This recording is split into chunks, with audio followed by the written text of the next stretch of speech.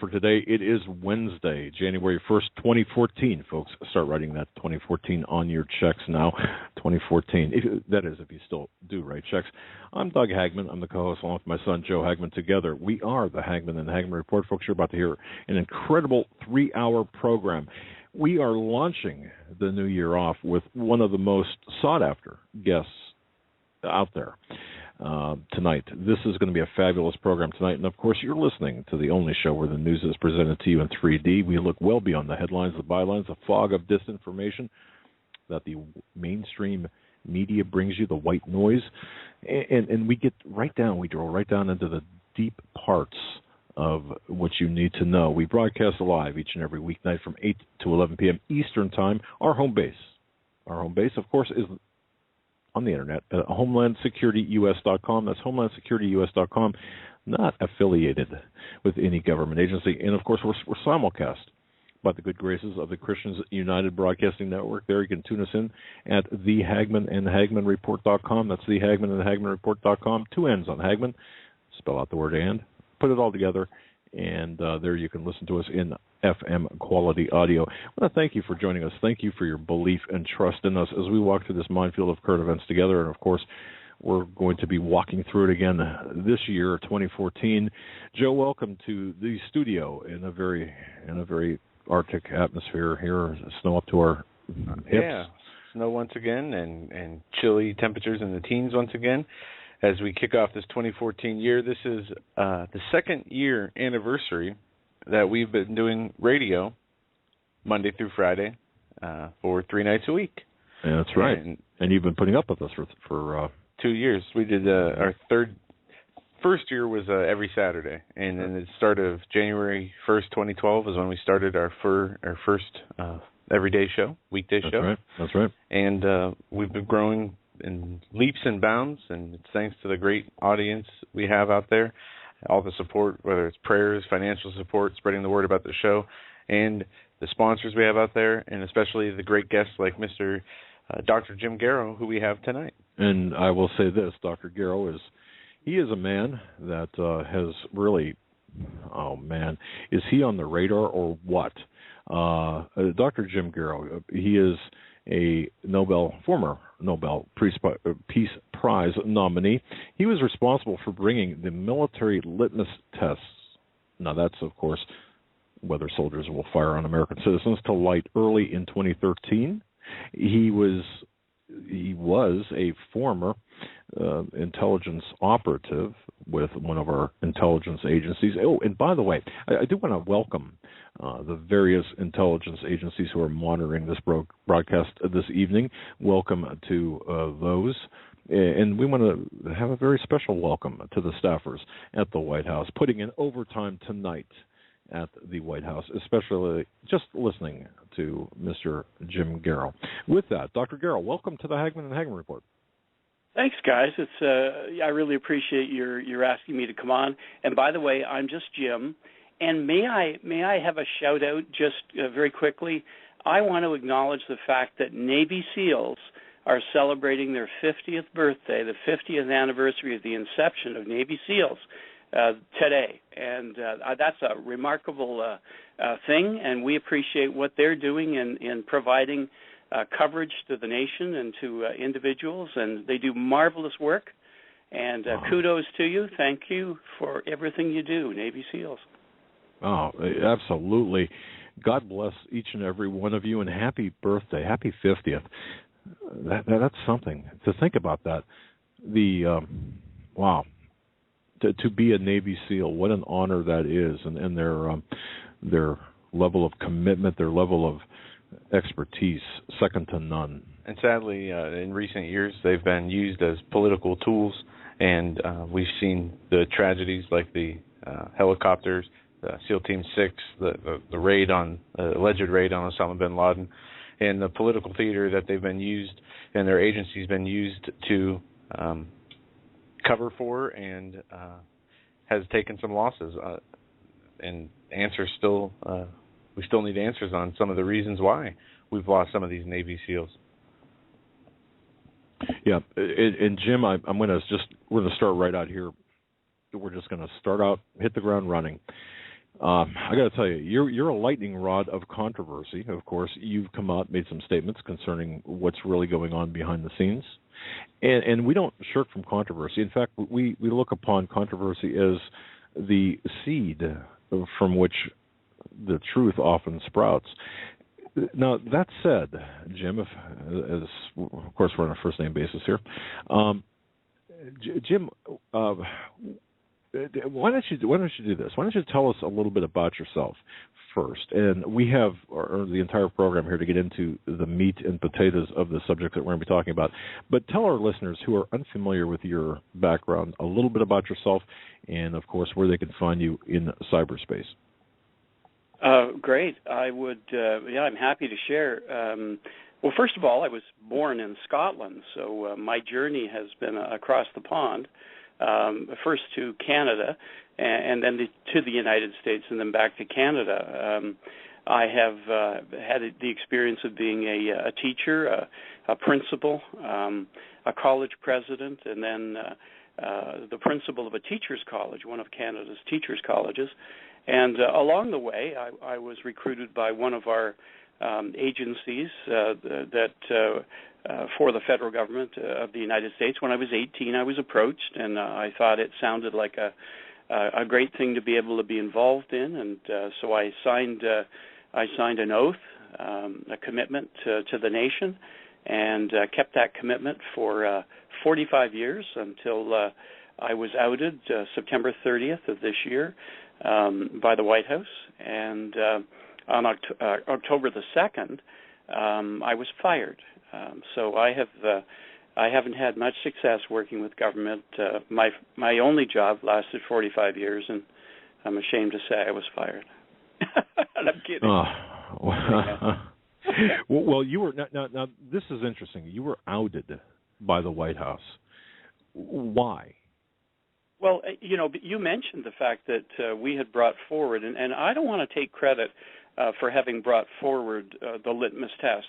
I was asked if I would be involved in doing it by a person who was a senior officer, retired, who had worked his whole life with his branch of the services, and he had known me for about 17 years, and had asked me if I would help get the word out, because so many officers at the senior levels were being asked this question, really, almost a loyalty test.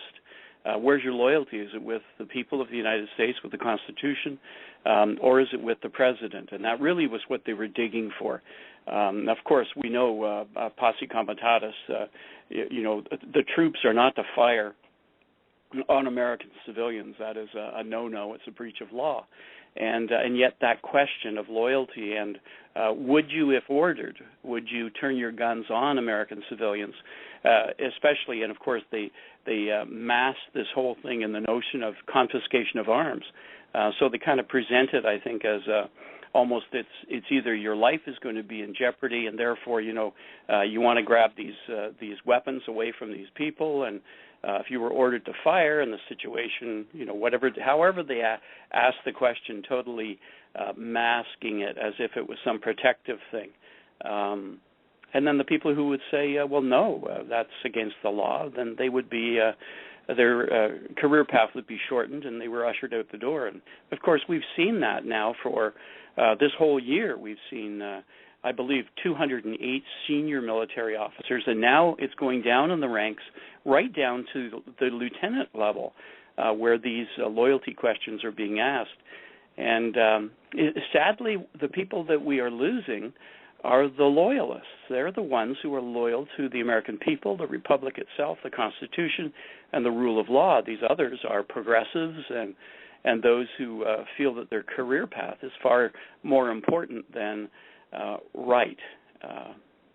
So that's where I'm at, and I'm just happy to be able to speak to many issues.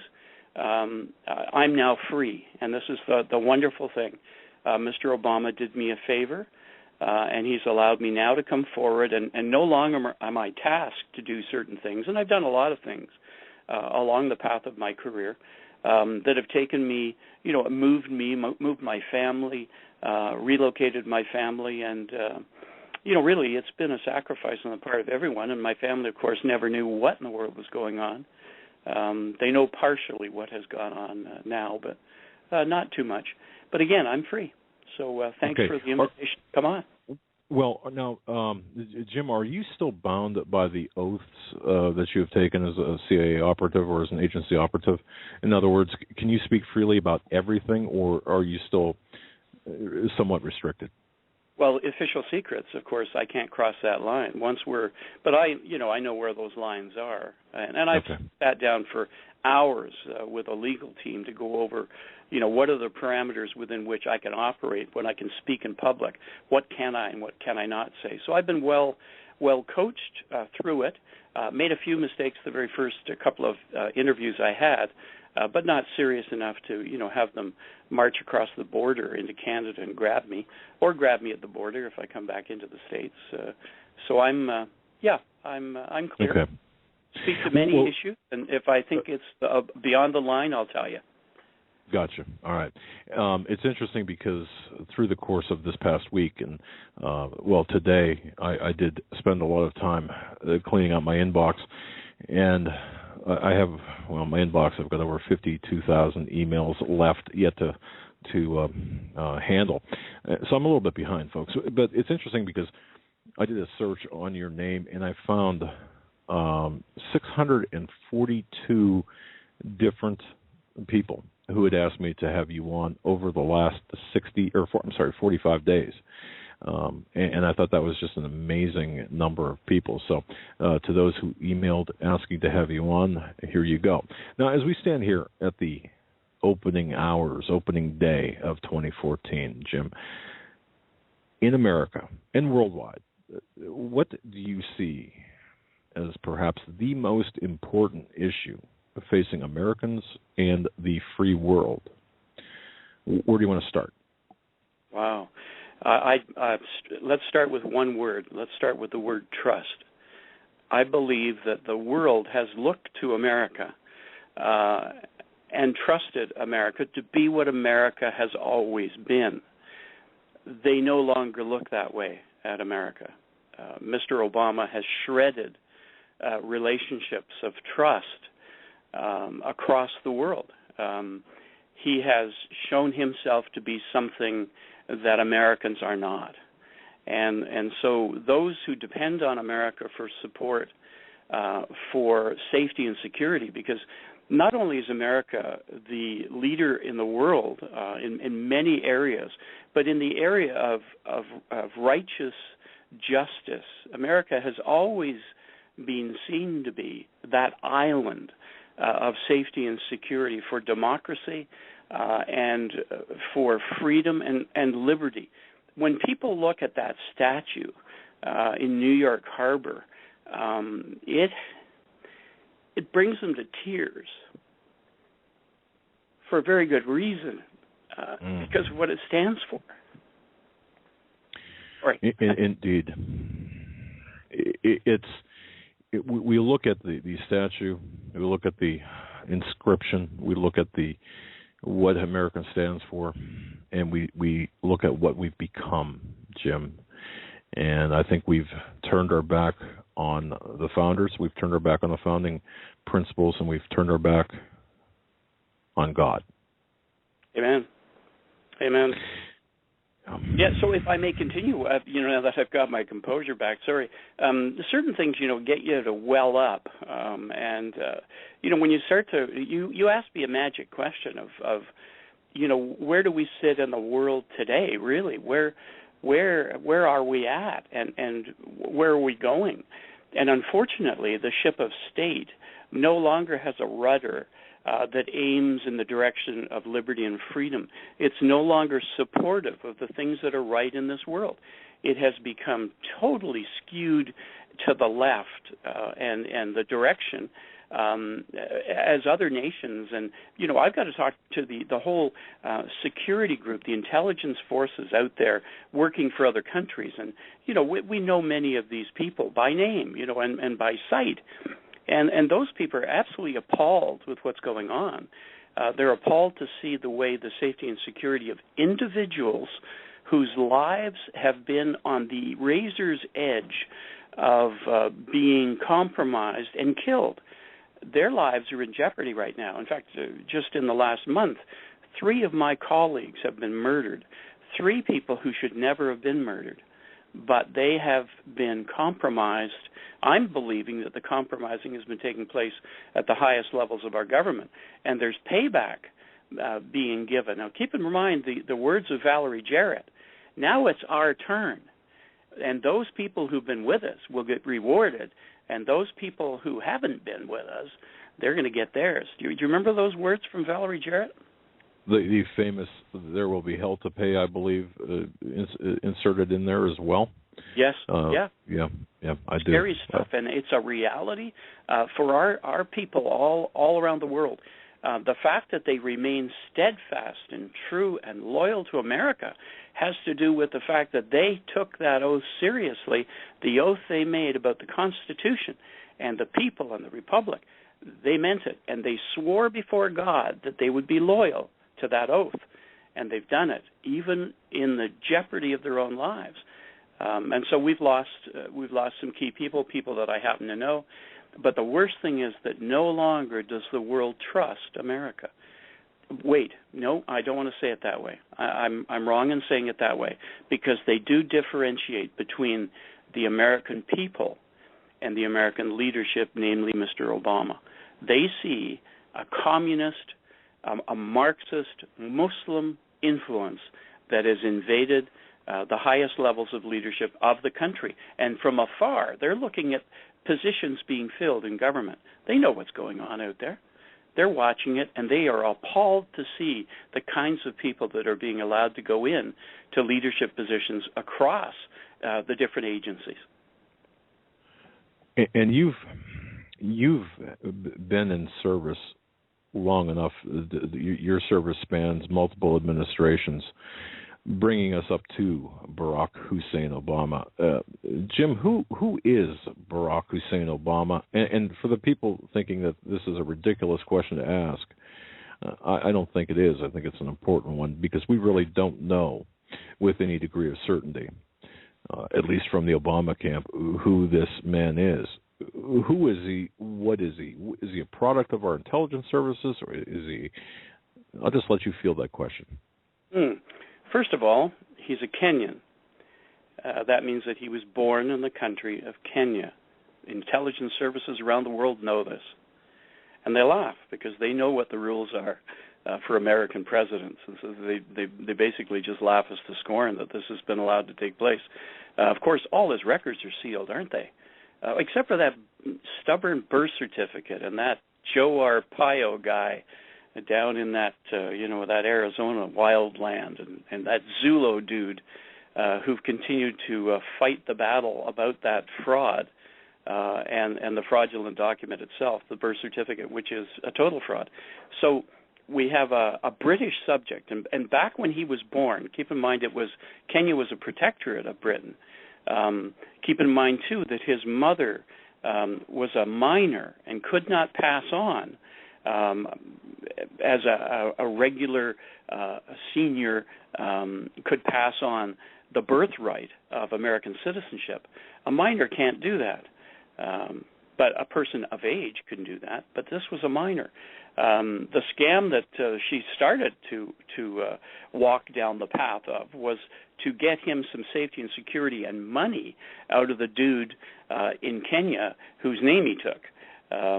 And, of course, we have the Obama senior tale, which, again, if you check through carefully, and if these records ever manage to find their way into the public trust, you'll discover who he really is.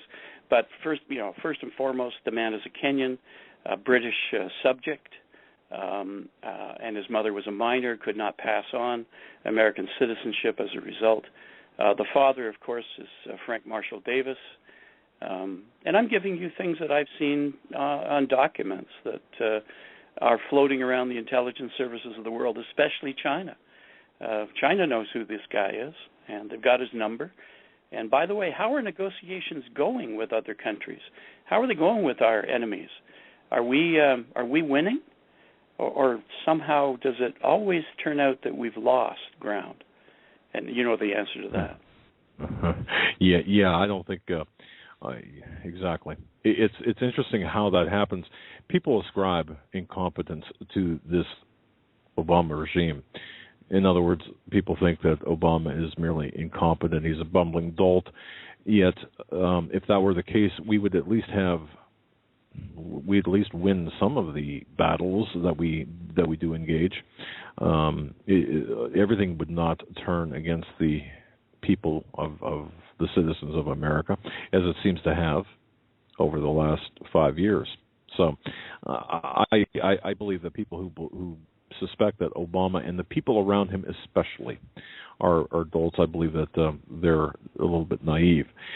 Do you consider Obama, well, more importantly, do you consider the people around Obama very adept at what they do and you know, taking down the America as a constitutional republic?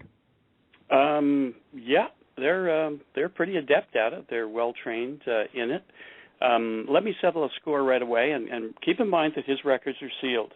But let me tell you some numbers. For example, you do realize that when kids are in school, they're given the Wechsler Intelligence Scale for Children, the WISC it's called. And it's a device that's used to determine how a person does in reading, writing, listening, and speaking. And it basically comes out with a score. And, of course, 140 is the score, the magic number for a genius. And I want you to know the number. The number is 128. And that's the number in Mr. Obama's record. The Wechsler Intelligence Scale for Children, this fellow Barry Soetoro scored 128. And I want you to know that the Intelligence Service of China provided me with that little doodad of a number. And so he didn't make it to the genius level. That's pretty smart. I mean, that's highly intelligent. But it's not genius. So anyone who's saying the man is an absolute brilliant guy, no, he's not. He's got some basic intelligence, but not overly high. But a WISC score of 128 is nothing to sneeze at for sure. Interesting. Well, okay. Now, Obama as a British subject, where does his allegiance lie? Is he a globalist or is he more a Muslim Marxist? How would you describe Obama at this point? Well, let's look at his background, and we're all a product of our backgrounds. He was raised basically by his grandparents, and his grandparents were communists. His mentor, also his father, was Frank Marshall Davis. And in the early years. And keep in mind, people keep throwing this Alinsky stuff out, knowing that he works within the Alinsky model and those 12 rules that Alinsky proposed. But he himself never met Alinsky. I think Alinsky had died 8 years before he was born. But he became very quickly a student of the Alinsky methods.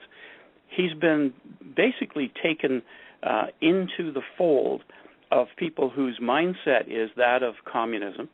As a young lad in Indonesia, of course, he was taught to be a Muslim, and that never left him. And so if he sits in a church, and of course, how could a person sit in a church like Jeremiah Wright's church and proclaim himself to be a Christian, when in fact you had raging anti-white rhetoric going on, not at all in line with Scripture. So he really had never made a commitment to being a Christian. You heard him say with Rick Warren of Saddleback Church, you heard him mouth some words that were never nailed. They were never really. Rick Warren didn't get down to the basics of what did you mean by that? What does salvation mean to you? What is this? What is regeneration all about? What is forgiveness of sin all about? Getting down to the real core of Christianity and salvation itself. Those things were never asked of him. So we're talking about a man who is at heart a Muslim. In terms of ideology, he's a Marxist. And those two combinations are at arm. They are the opposite end of the world from what Americans are. He cannot relate to America, even just normal day-to-day American activities. He has not taken part in that, even as a child. The grounding that you and I might have had as young people in American exceptionalism, being a Boy Scout, being part of a community, he never had it. He was raised by communists, and those were the early factors that pushed him. And, of course, also the fact of being raised as a subject of Islam and a member of that faith. So you're dealing with somebody who, if anything, he has a schizophrenic view and understanding of what America is. Gotcha. Now, what about his years at Columbia? And pardon me, folks, we're going back into this, but I believe that this is important. I think that, people have said that, well, geez, I never saw him attend Columbia. I never saw him at Columbia. In his trip to Pakistan, right around that same time period, is this something that is significant, or is this, as an intelligence operative, are you familiar with what went on there? Did he attend Columbia? Was he acting as an operative of perhaps one of our intelligence agencies, or was he just did he just skate through and was basically an unmemorable student?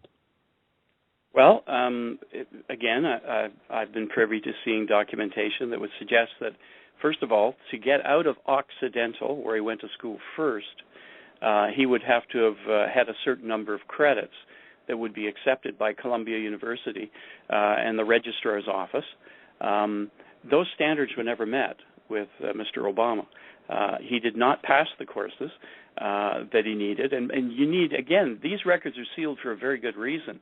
Once you start to peel back the onion of Obama, you realize that this man has been fronted by people who have basically committed fraud all over the place. The registrar at Columbia University accepted materials that would not have been acceptable at all. And it all had to do with money. And of course, he was backed by the father-in-law of Valerie Jarrett, who back in 1979 wrote an article suggesting that the Arab oil money could be used to give advantage to disadvantaged black students across America, thereby providing a wealth of commie-influenced people who would serve the best interests of these Arab states. And that was the suggestion. And keep in mind, here we're talking about Valerie Jarrett, and who is she and where is she from? You start to put the pieces together of the real picture. It's no wonder they've had these records sealed, except, of course, they're sealed within the borders of the United States. But I've operated outside the borders of the United States for 45 years, and frankly, they're all over the place. They're all over the world. When I first met his brother in Shenzhen, China, and hired his brother, Mark Obama Desanjo, Okath Obama Desanjo, sorry, get his full name in there. When I hired him as a piano player, I already knew who his brother was, but there was no indicator, of course, that he was going to be on the map as far as becoming a president of the United States. We were more interested in finding out why commies from America were showing up, trained in universities of America, were showing up in China and doing business with the intelligence communities of the People's Liberation Army of China. And that's why I zeroed in on that fella very quickly in Shenzhen. But, of course, it ends up being the brother, the half-brother, who's coming out with a book, by the way, about the fraud that's been presented in Mr. Obama's books himself. So, it's a huge story here. It's an onion to be peeled back layer upon layer upon layer. You start to talk to people like Wayne Allen Root, Columbia University. Sorry, guys, he was never there.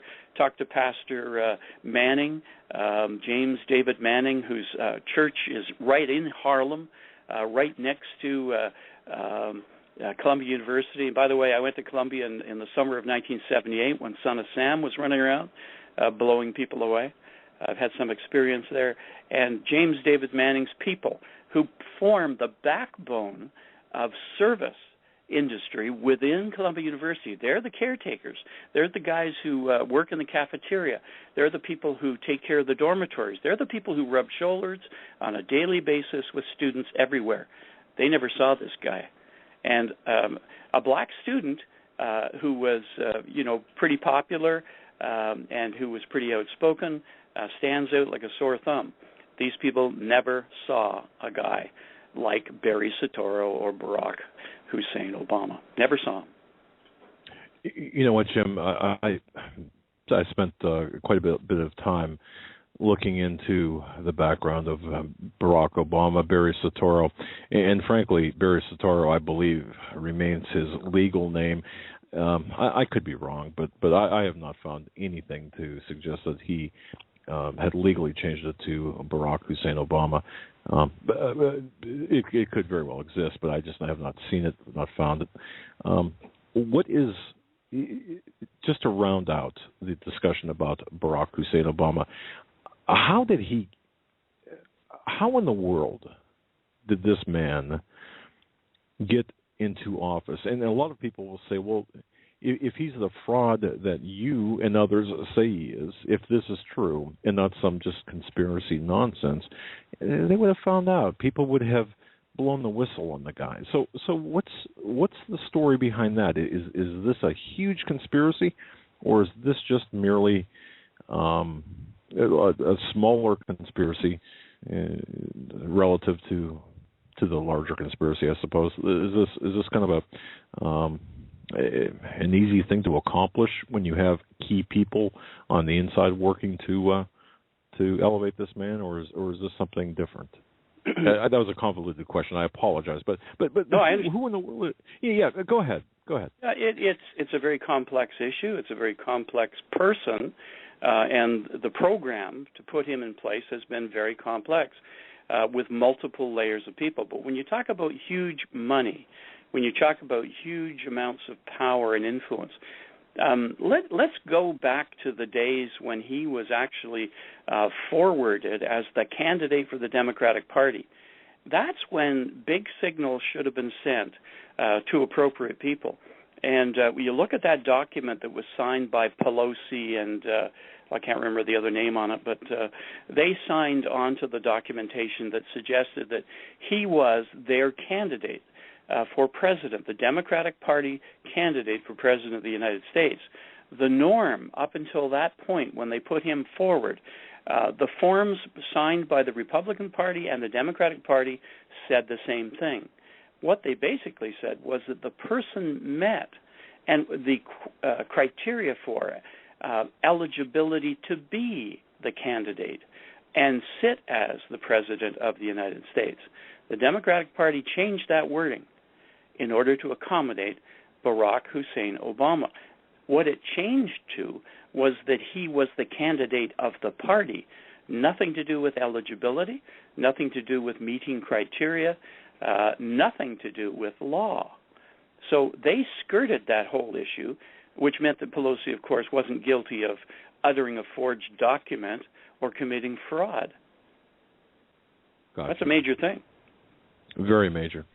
And I want to know why that this issue, this topic of his eligibility 5 years after it was first broached, why it's still such a third-rail topic among journalists and among people.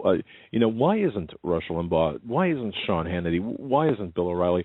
All of the so-called conservative talk show host pundits, why aren't they screaming from the rooftops, hey, this guy is a fraud?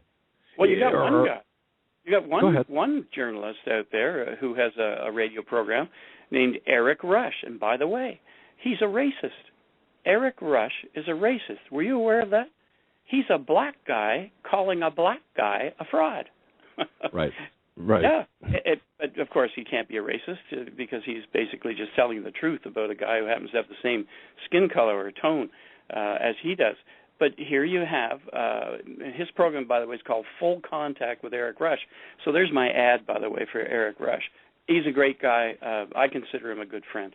And he's doing yeoman's service. But he's one of the few voices out there, screaming at the top of his lungs. And he writes articles, of course, for WorldNet Daily and Canada Free Press. but also he appears on Hannity's show whenever there are issues of color or racism. Of course, Hannity, Sean calls on him because, I mean, the man is a smart dude and presents it well. And, he meets the criteria of someone people will listen to and realize this guy's telling the truth. And the truth is Obama's a fraud. You won't hear that being directly said by somebody like Rush Limbaugh. Sean can't say it because these guys are all sponsored by people selling products. And unfortunately, they don't have the intestinal fortitude to stand up for what's right. They're more interested in selling goods, housewares, whatever it is that they sell. You never want someone not to buy your product because they're ticked at you having the gall to get involved in this, tinfoil hat group who say that Obama is not eligible. Right. No, I get that, and it seems like they are at a higher level of comfort.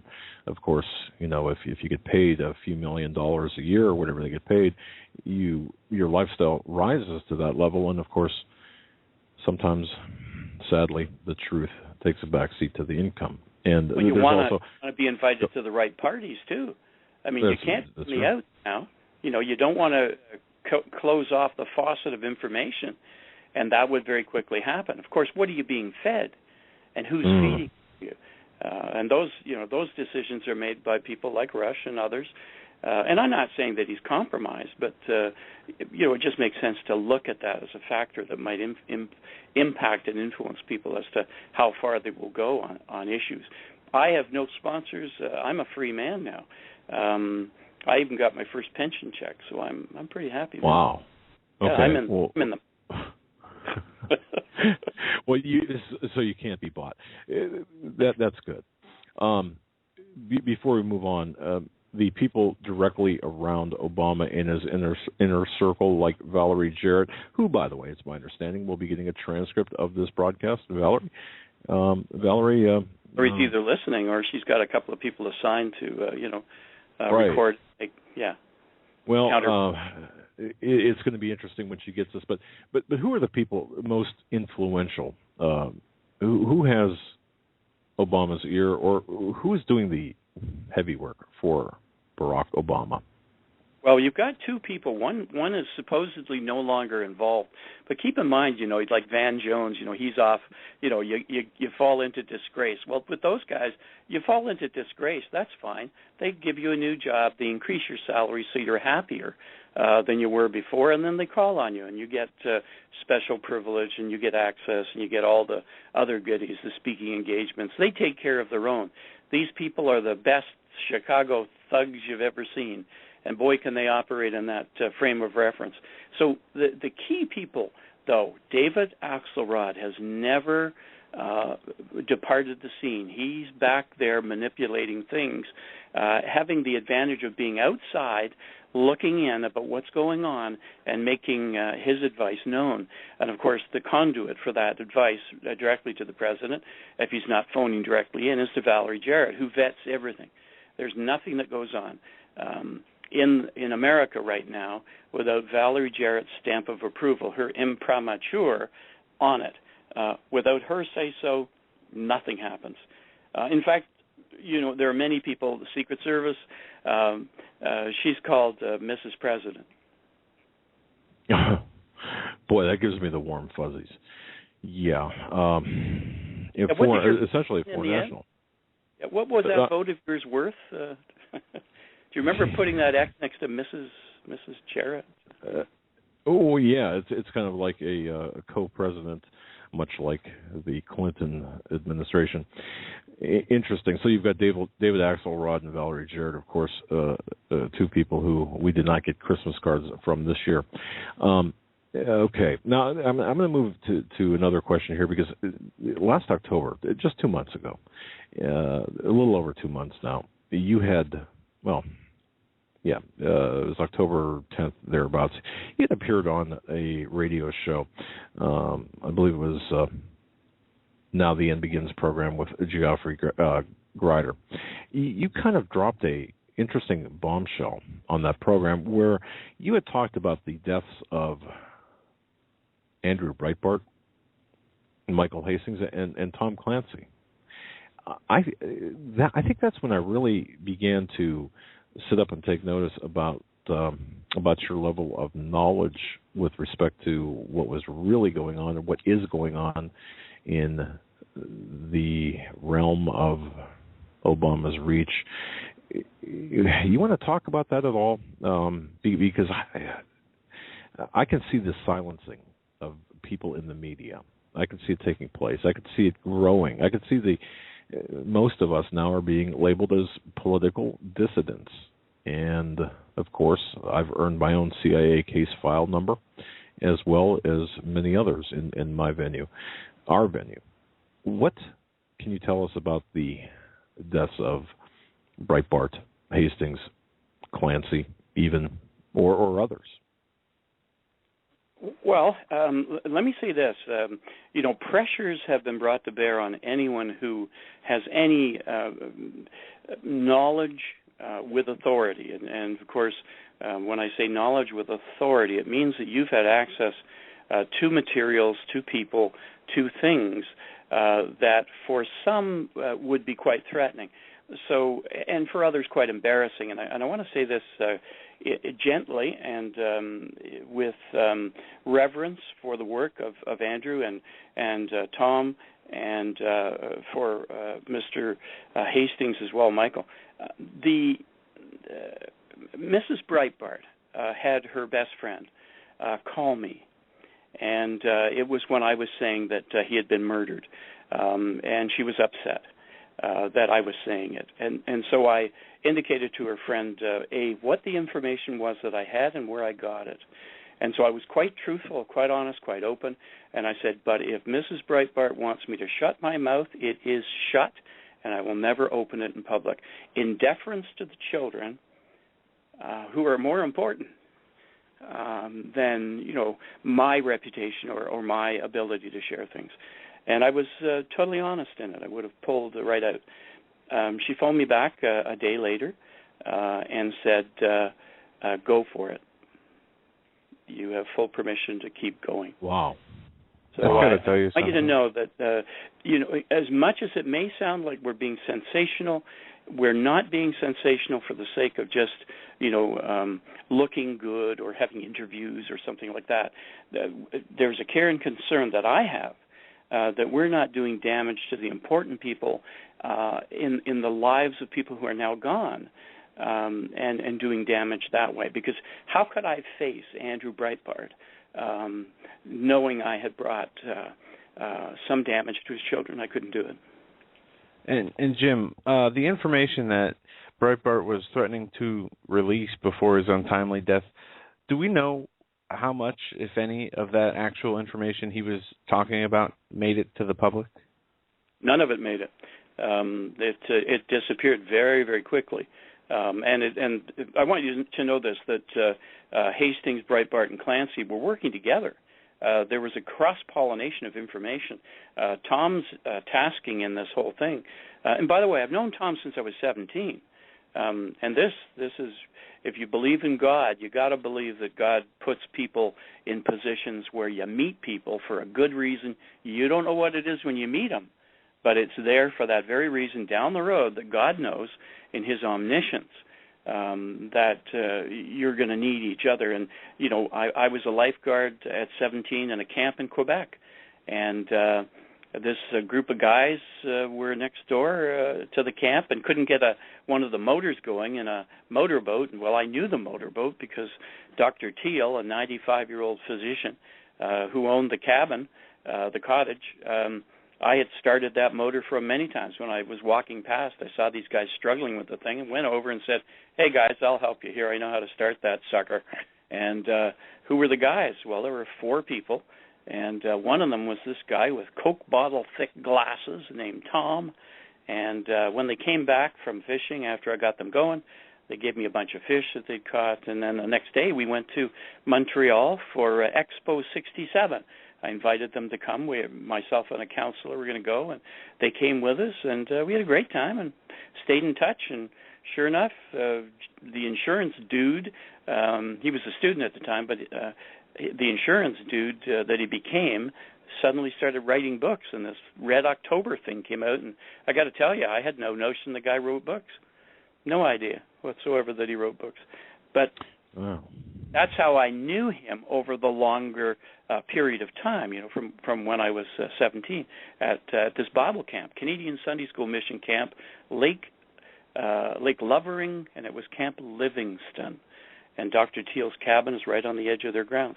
So that provided me with an entree to his way of thinking, and it also provided a wide open door later on of providing information, intelligence information to Tom, because of course he danced around the whole intelligence groups within the Navy, the Army, the Air Force, and the CIA and FBI, and of course his stories are. They really grab you. He's a great writer, man. Great writer. But indeed.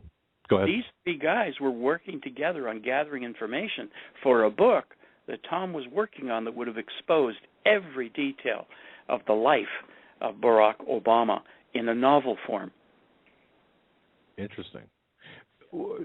So what was Breitbart's, if you can tell me without the compromise to whatever might be going on right now, is there anything about what Mr. Breitbart was going to disclose before he was before he perished? That what never made it public? Can you tell us? Can you share with us?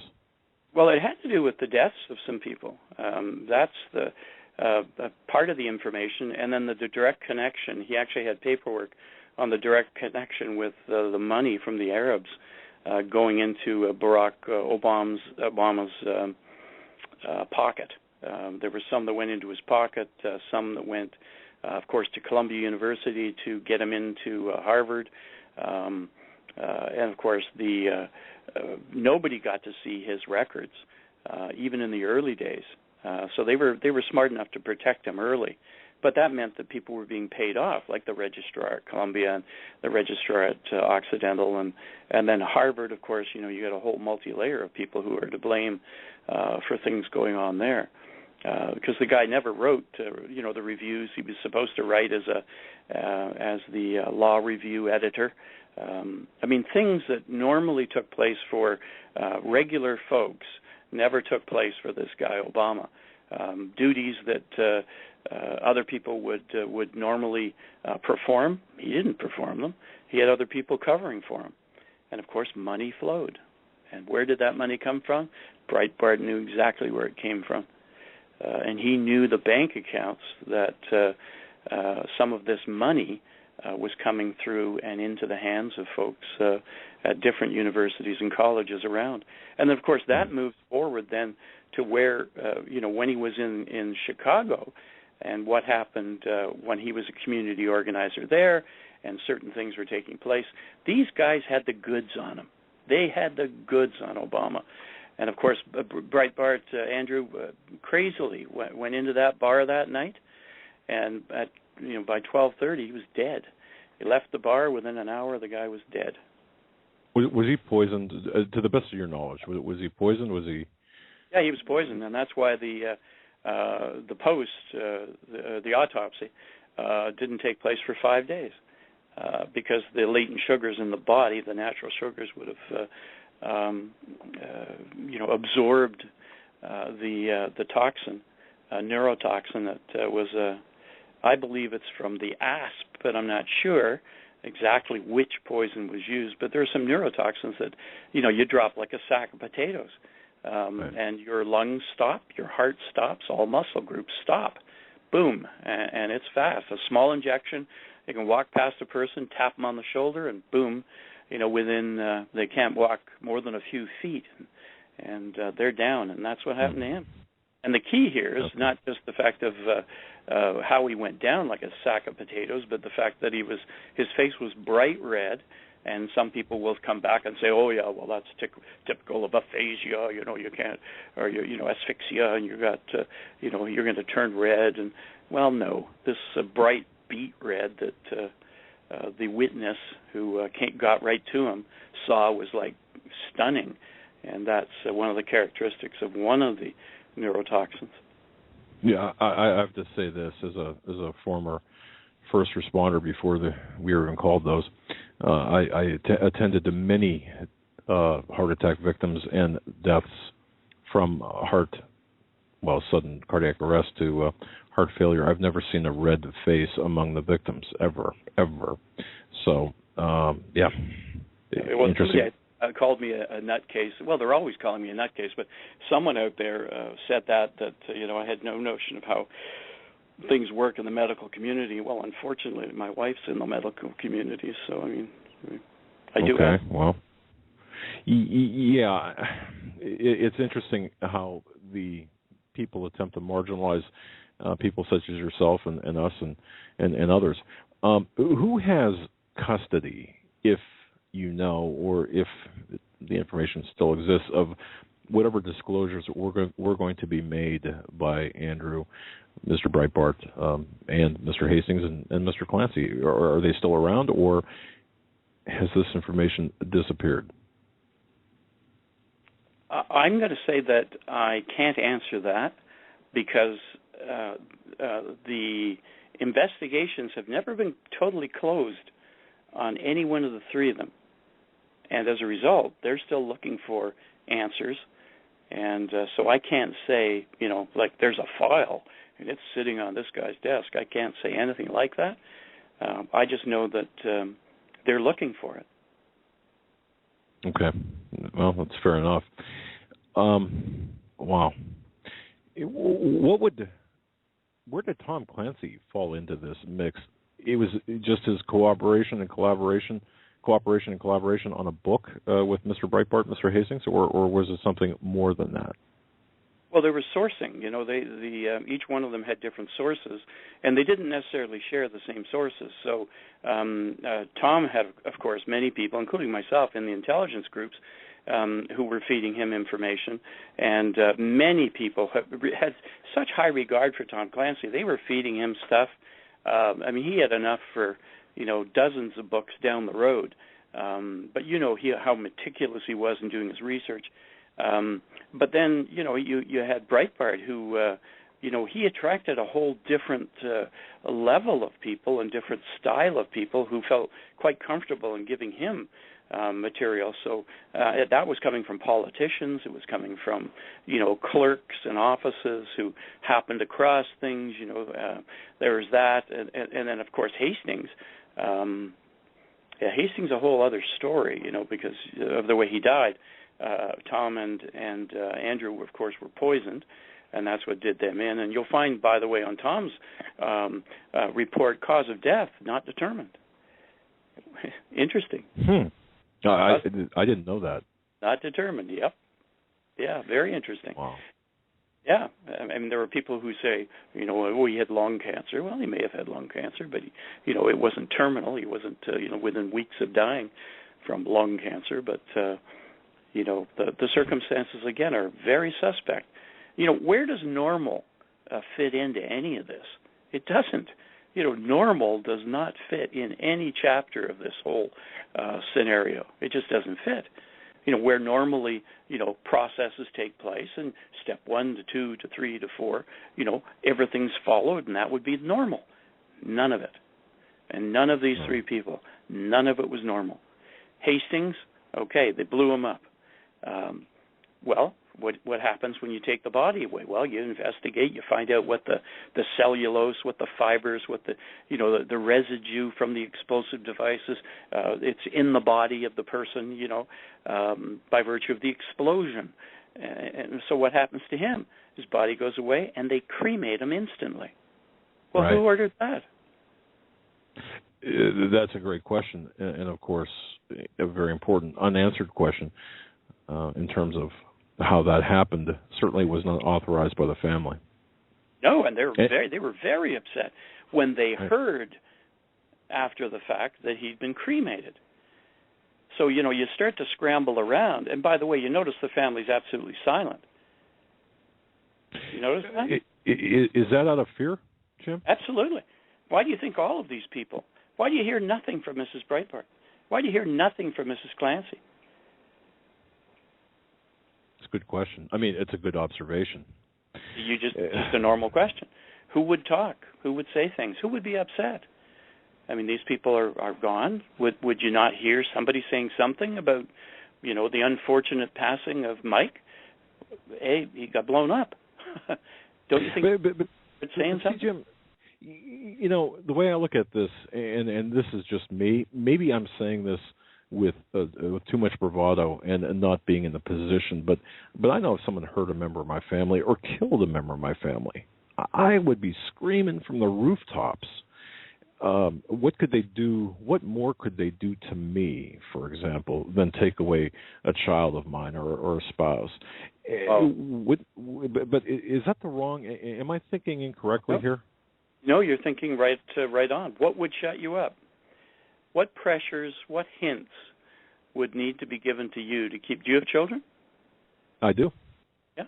And so if somebody suggested to you that, your child goes to, Maple Street public school, or your son plays basketball or hockey on this particular day or whatever, they just hint at the fact that they've tracked your family. And they know that your wife has run up the credit card and she has a spending problem and whatever. Whatever information that they can lay their hands on, and it's nudge, nudge, wink, wink, hint. Wouldn't that be awful if something happened, or if this continued? Yeah. Or, your child wants to come home from school. You want them to be safe, don't you? Well, yes, and I guess the fact is you cannot protect every member of your family 24/7. You don't have the resources. I certainly don't have the resources to do that. No, but you're not stupid if somebody actually put a threat out on one of your children. And then all they want to hear from you is that you won't talk to Jim Garrow on the radio anymore, will you? Because the guy's a nutcase, right? Let's all agree to that. In fact, just say that next time you're on. Just say the guy's a nutcase, and then, that's the end of that. Oh, man. All right. Wow.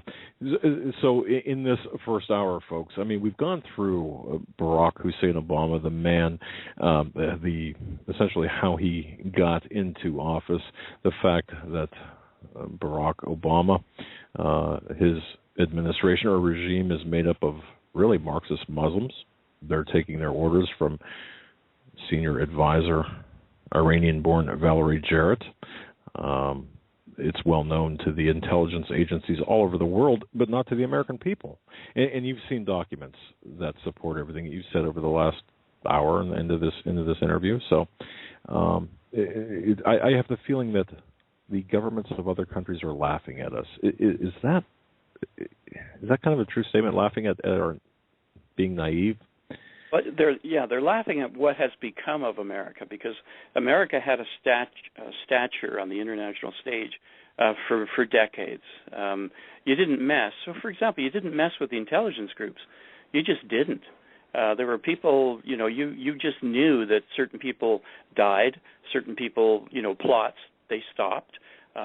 Certain things were known, threats were made, things were applied where they needed to be applied, and people took notice all over the world. You didn't mess with America because you crossed the line and you paid the price, and it was a deadly price. And people know that.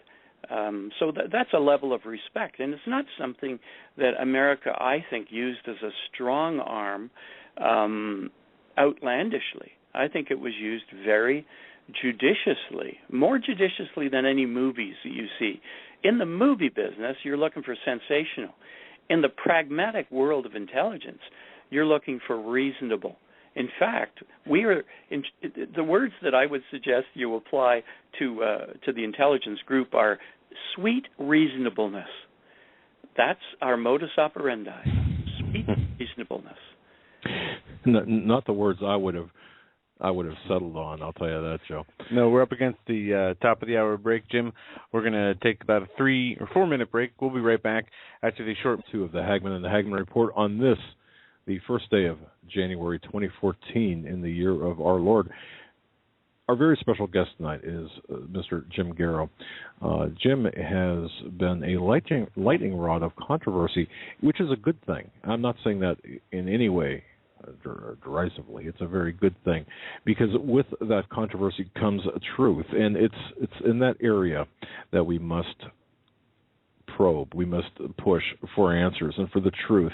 And Jim was a former intelligence operative, well, for the past 4.5 decades, has seen documents, has talked to people, has seen things that you and I normally would not see. So he's got the insight. He's got the inside information about things taking place today. We spent the first hour laying the foundation for the next portions of our program, which are going to be extremely interesting, extremely timely, and extremely important for all of us, I believe. We have so many questions. I don't think we could possibly get to all of them. We've gotten, already right now, we've gotten over 100 emails from different people all over the world with questions for Mr. Garrow.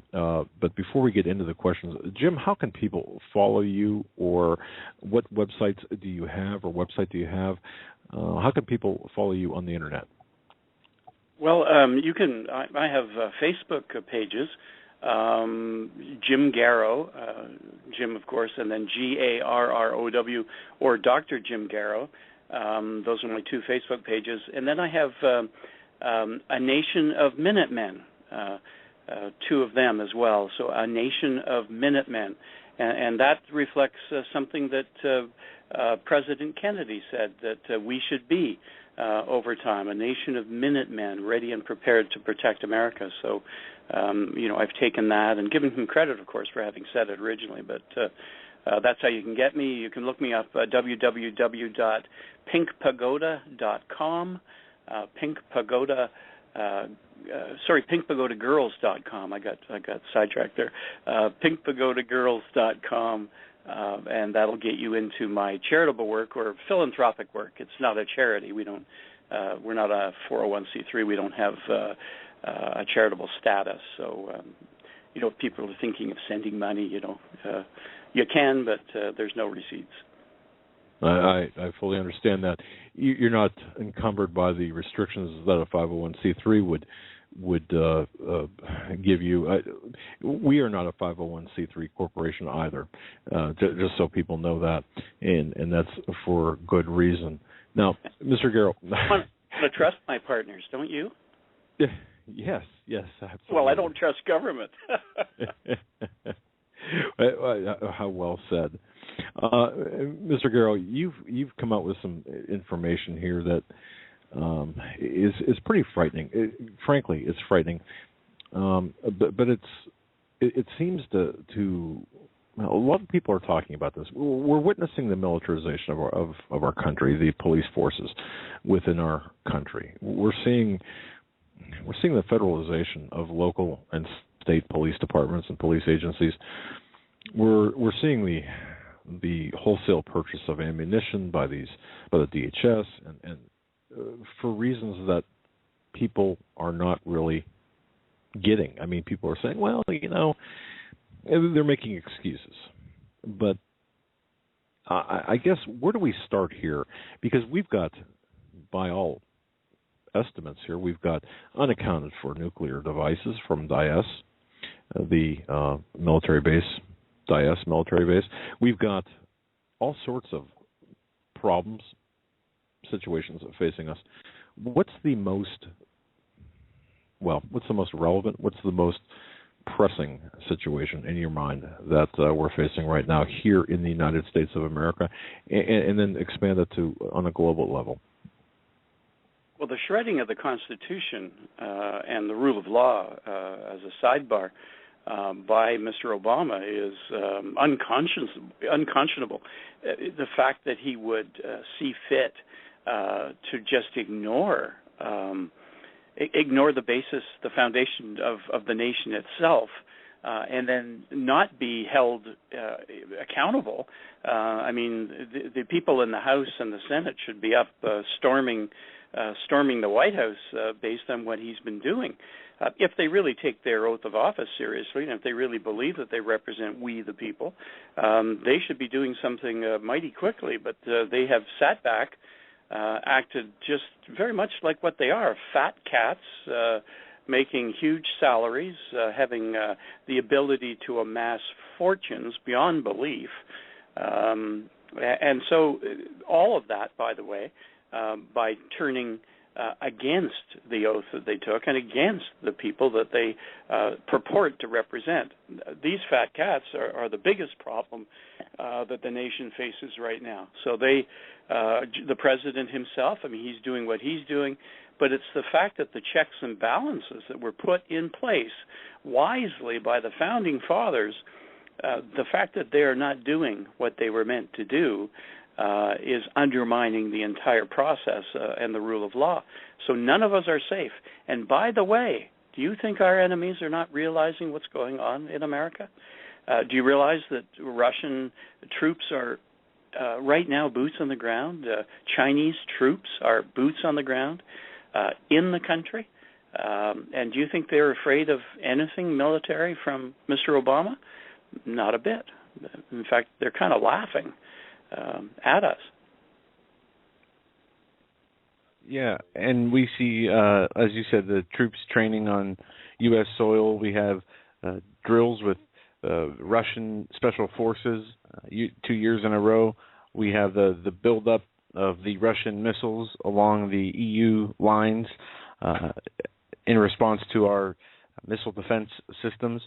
And one thing I did hear an interview you give maybe a month ago, and this was on the South Carolina loose nuke situation, and you had said some information in there that I've only heard a few other people give, the fact that the nuclear weapons that were illegally removed from the Air Force base that were taken out into the ocean and detonated, and I got a piece of information similar to that, and the earthquake magnitude was a 4.2, I believe I was told, and I heard you say 4.5, but you had, I think you said 535 miles southeast off the coast of South Carolina is where they took this. 560. When I first reported it, I was saying 200 because I was actually referring to the limit, the 200-mile limit of U.S. territory that we claim, with Coast Guard ability. But it actually took place 560 miles southeast of Charleston, South Carolina, in the deep ocean. It was verified by none other than Mr. Putin himself. He's the one who said that if America is claiming that there's been a seismic event, no, it was a nuclear device that was detonated. He's the one coming to my aid. Yeah, and those comments from Senator Graham were so off the wall that it freaked people out, and it didn't matter who we had on as guests, but the listeners were asking, is there going to be a nuclear explosion in South Carolina? The way this seems to be headed. This and something else you covered in that interview I listened to was the purging of military officers from high-ranking offices for reasons that you would think they would have never made it to that position, their positions of authority in the first place, gambling, drugs, prostitution, these types of things.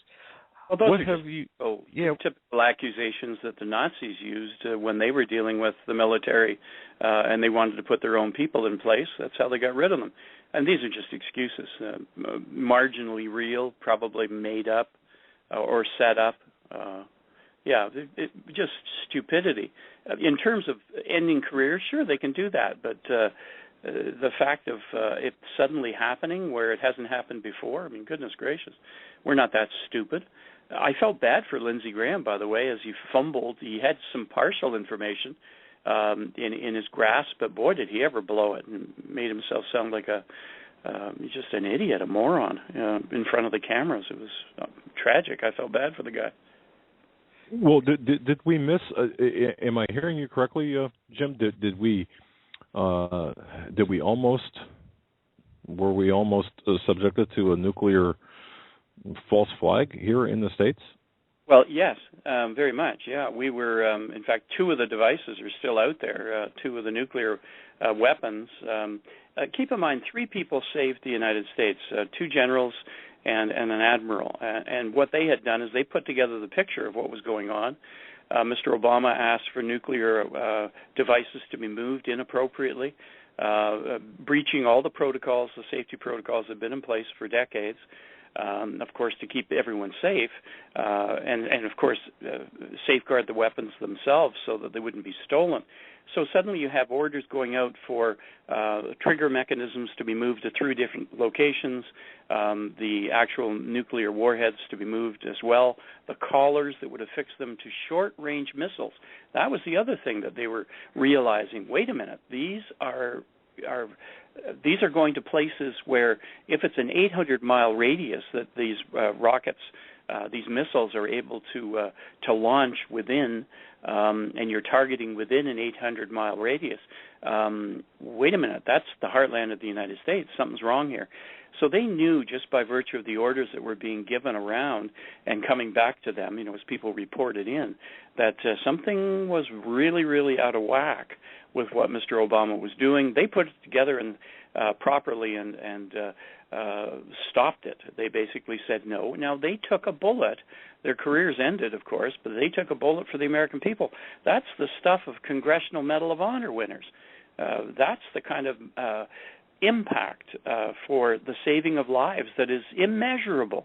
If these devices had been allowed to go off, these were EMP-capable devices. They were also timed in terms of what was going on with the switch of polarity of the sun and the resident Compton effect in the upper atmosphere. You would be dealing with a massive EMP, electromagnetic pulse, that would have wiped out all communications, all transportation, all computer-related systems, all electrical grids around the nation, the entire nation, and the lower part of Canada, the populous area of Canada as well. So this was a major thing. These guys stepped up and said no, and they stopped it. And we have to tip our hats to them and just say, thank you for doing the brave thing that you did on behalf of the American people. Was this a plan, a plot, a scheme of Obama's own doing, or was this part of a larger conspiracy? I can't address that. Okay. You can't because you don't have the information, or you can't because of other issues? I can't address that. Okay. Period. Okay. All right. And forgive me for asking. Yeah. Well, you asked a very specific question that I cannot address. Okay, and I respect that. All right. So when would this have taken place? Well, let me see how. Okay, why? Why in the world would Obama and crew and company, even if he was working as a foreign agent, why would they want to do this, to create a nuclear false flag event? Would it be, because to me that would be just, let's say, step one of a multi-step plan. Would that be a safe assumption to make? No, it would have been a one of. This would have been a devastating development. It would have resulted in between a year and 2 years after this event would take place. And remember, this would happen in a nanosecond. Boom, done. And it would devastate all the systems, the food, everything, to the point that within a year or two, 300 million Americans would die. I'm going to say it again. We have a total of about 330 if you include all the illegals. We have, so 390% of the American population would have died after this event would have taken place. I'm going to recommend a book you read. It's called 1 Second After. 1 Second After. Read it. It's a fiction. But to my mind, it's the best description of the struggle after an EMP device goes off and stops all systems. And when you see the struggle of these people in this book, and you multiply it across the United States, the whole of the United States, and realize how devastating this could be. And by the way, it doesn't hurt buildings. It doesn't hurt. This is not a nuclear weapon going off to such a degree that it would devastate everything in its path. No, this is an electronic pulse, a magnetic pulse that would actually fry all systems, computer-related systems. So we're so dependent on computer-related systems that all systems would crash and burn. Now, of course, people who have hardened systems with Faraday cages and other safeguards, you would have the ability to survive. Well, guess what? What did Mr. Obama do at the White House? Didn't he just dig a whole new bunker system and put in all sorts of Faraday caging? And the answer to that is he did. Yeah. My father and I actually attended the 1 Second After conference in Buffalo, New York. We went up there and met the authors and were shown a presentation, and it was very eye-opening to see. And this was what, four years ago now, and it was to fix this problem. They said it would take 2 or 3 years, and it would cost a little bit of money. Nothing outrageous, but from the time we attended the conference till now, they could have had this whole problem in America fixed to where. Mm-hmm. And what's been fixed? Nothing. Right. Yep. And then you have to ask the question why. The whole population is ready to be victimized. And, of course, it was going to happen in early October, except for 3 brave gentlemen willing to give up their careers and say no to Mr. Obama. So we still, based on what you're saying and based on everything that I've been able to come up with, we still have 2 nuclear weapons unaccounted for, at least 2. Is that correct? That's correct. And that's a wonderful thing, by the way. That's always nice to have a chess piece that is floating out there, ready to answer something that Mr. Obama might do. And who has it? He doesn't know. The good thing is he doesn't have the keys to the nuclear submarines. They're not in his possession right now. This is a very nervous. Okay. We had a conversation with Dave Hodges. He was on our program a week or 2 ago, and the issue came up about who has the nuclear football. Does Obama have control over the nuclear football itself, or not? Oh, yeah, that's always within an easy walk to him. It's always within easy reach to him, yeah. Okay. Now, what are you referring to? You're referring to specifically the keys to the nuclear submarines? Is that something different? It's a figure of speech, but what I really mean is that the nukes that are in the Navy are not all under his control. Remember, we just had an admiral set off a nuclear device 560 miles southeast of Charleston. Isn't that a bit of a signal? Doesn't it tell you something about what's gone on with the Navy? Yeah, indeed it does. And so that would... so we're playing a high-level game of chicken here, or at least when I say we, the good guys in the military are paying, well, they've got insurance against what Obama might do, is what you're saying. Is that correct? These 3 gentlemen provided us with some safety, with some recourse out of his control, out of Obama's control. This is a good thing. This you should not fear. This is a marvelous, marvelous maneuver. I'm tipping my hat all the way. I'm cheering. I've got my hand up in the air going, yeah! Way to go, dudes. You done it right. Very interesting. What threats do we face on the immediate horizon, Jim, from the regime of Obama? Well, I think the clearest indicator right now that we have a massive, massive threat against us, it's an economic threat. When China loaded those tons of gold that had been moved from Fort Knox over to the Bank of Hawaii, the tons of gold, for those 2 destroyers that were there supposedly on, the first time that they've had war games close to the islands, and they came into the islands. Well, they were loading gold bullion, and I believe they took it off so they could unload it on the international market, because there's going to be a reversal as far as gold. Going to the gold standard, that would be the feint, and people would start buying gold, upping the value, and of course these people would make off like bandits, and then of course the price of gold would crash deliberately along with the American dollar. And of course the American dollar is a major target, and it's supported by air at the moment thanks to the wild and crazy spending of Mr. Obama. Well, it's wild and crazy like the plan of a fox. Well, yeah, and what we're looking at, too, and this is one thing my source within the DHS had said, one of the indicators, too, well, obviously we know. Let me preface it by saying we know that America is a stumbling block to a globalist agenda. The power brokers, the royalty, the super exclusive club of which we do not belong. And, of course, they have this agenda, according to my source, that, the global governance agenda is really what's important to them. And America represents a stumbling block. And part of that is our currency. You take out our currency, it affects our sovereignty. So this regime is out to kill, and I mean kill, murder the U.S. dollar as the world's reserve currency and as a viable as much as a fiat currency could be, a viable currency. And so you're in agreement. Are you in agreement with that, or are we on the same page with that?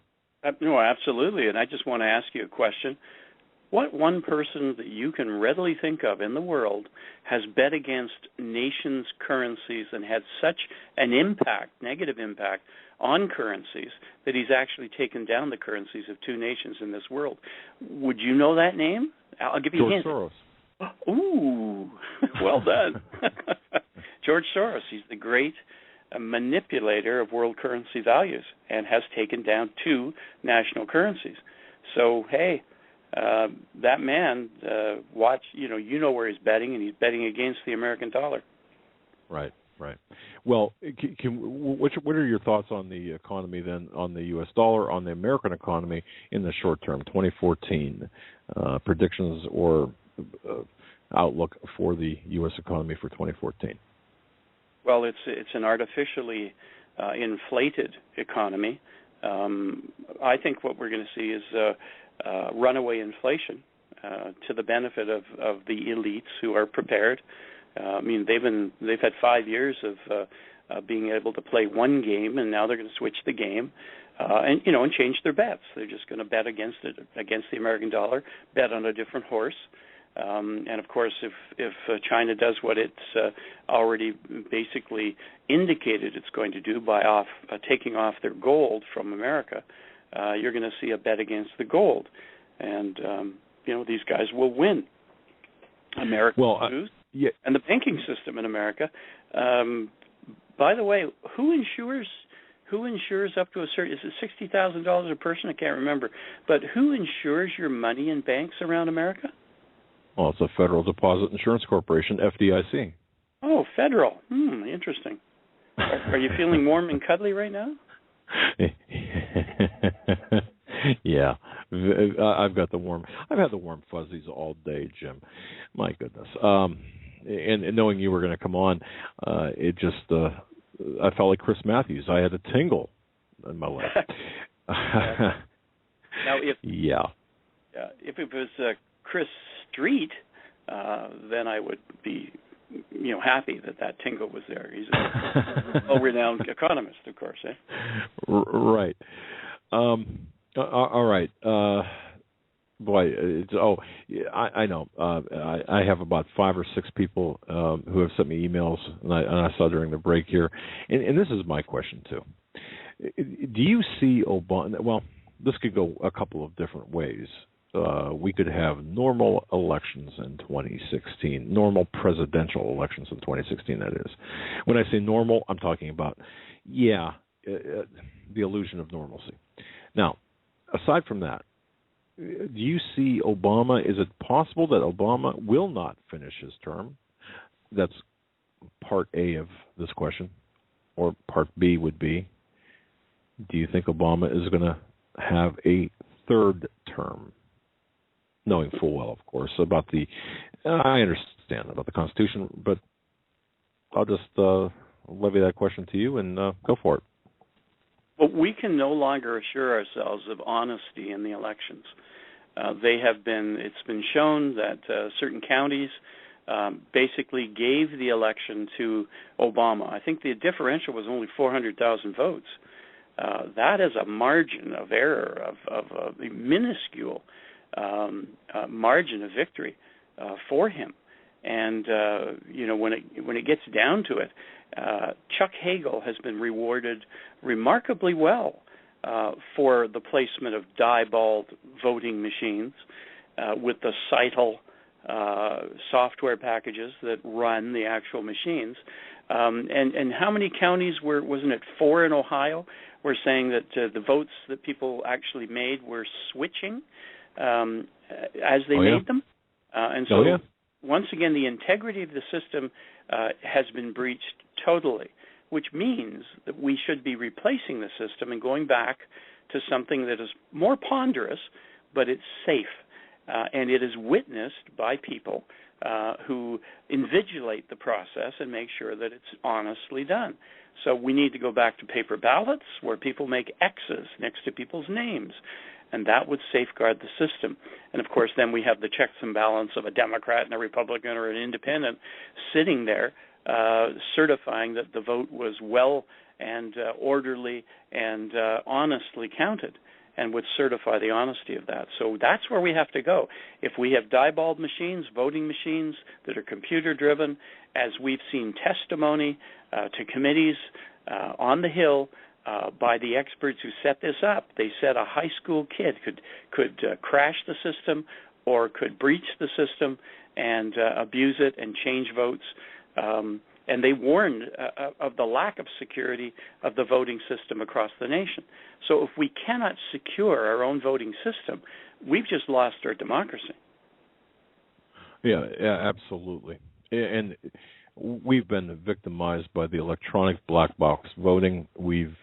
I'm absolutely convinced that right now, and for the last number of years, we have not seen a legitimate election, perhaps since 2000 or before 2000.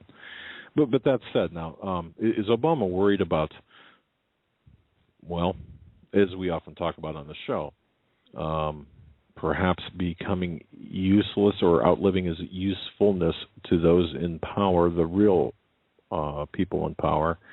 Is he afraid of not making it through his second term?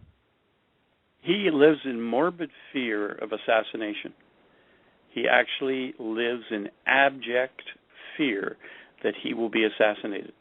He recognizes that he is a tool. He's a tool of other people.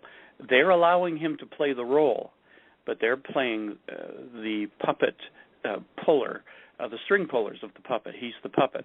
I mean, a person's ego has to be pretty strange to know that you're a fraud and know that other people are pulling the strings and that you yourself are not capable of doing the job.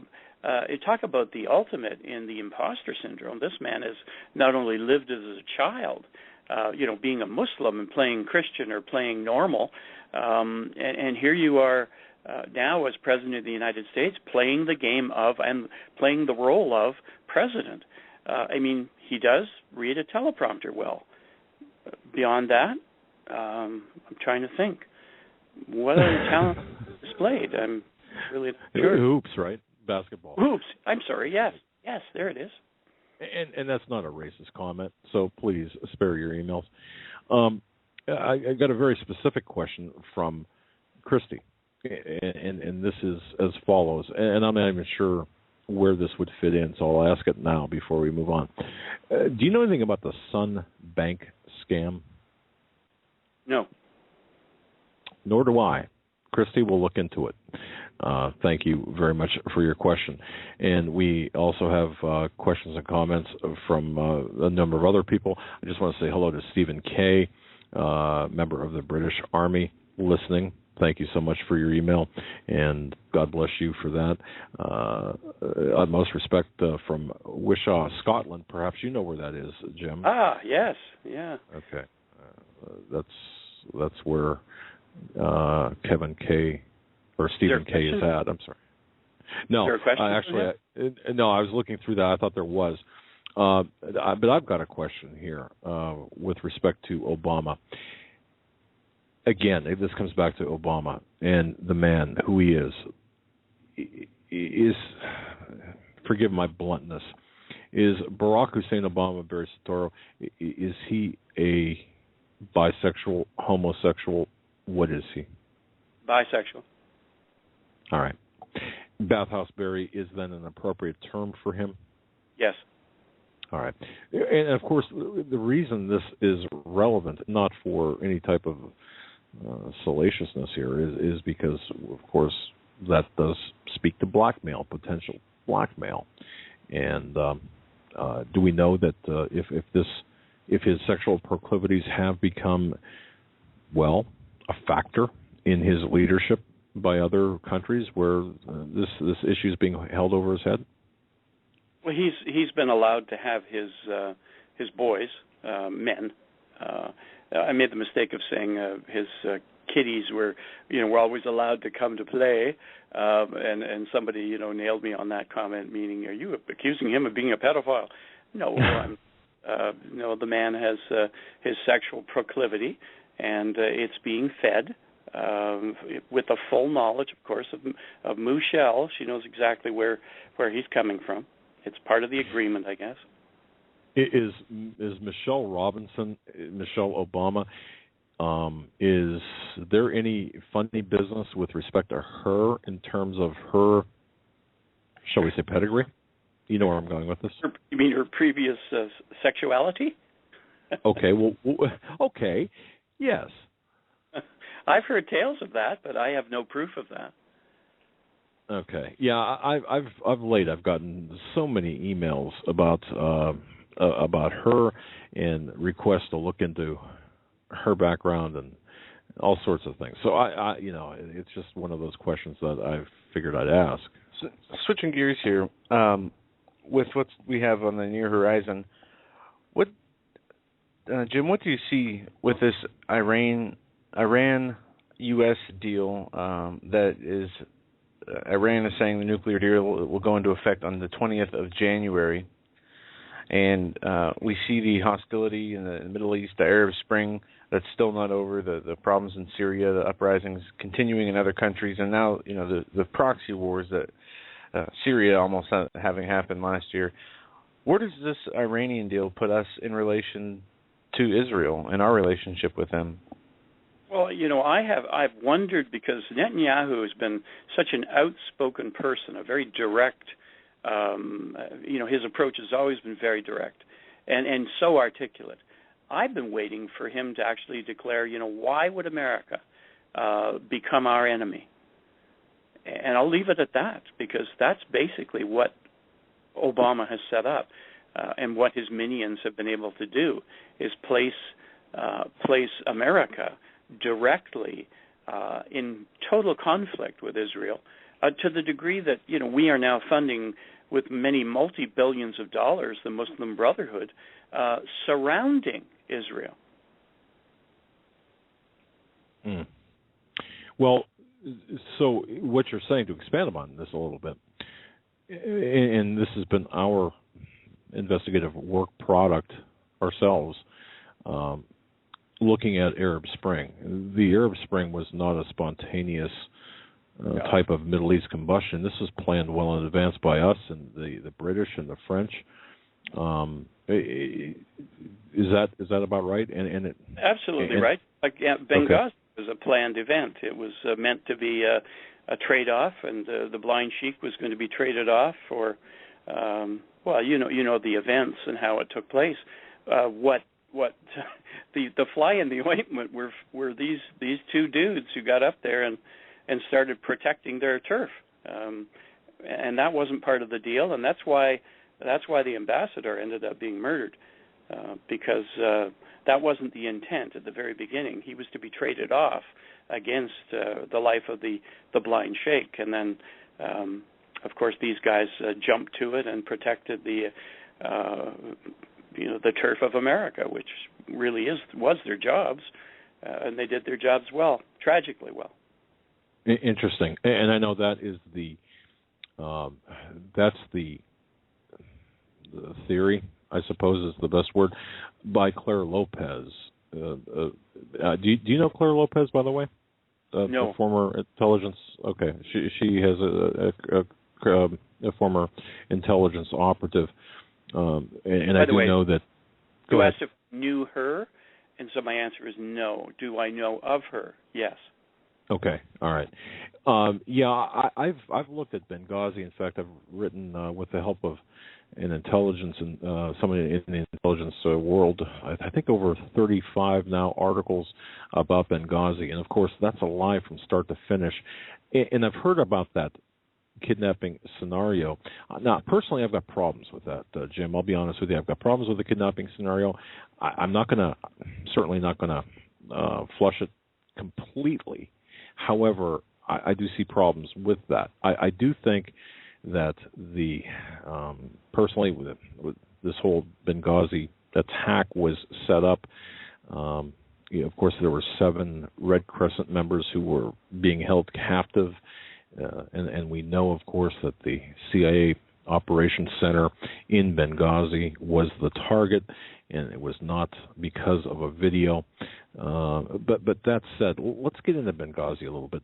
I've got a couple of questions I know you can answer. Number one, and this is going to be an interesting. I'm interested to hear your response on this.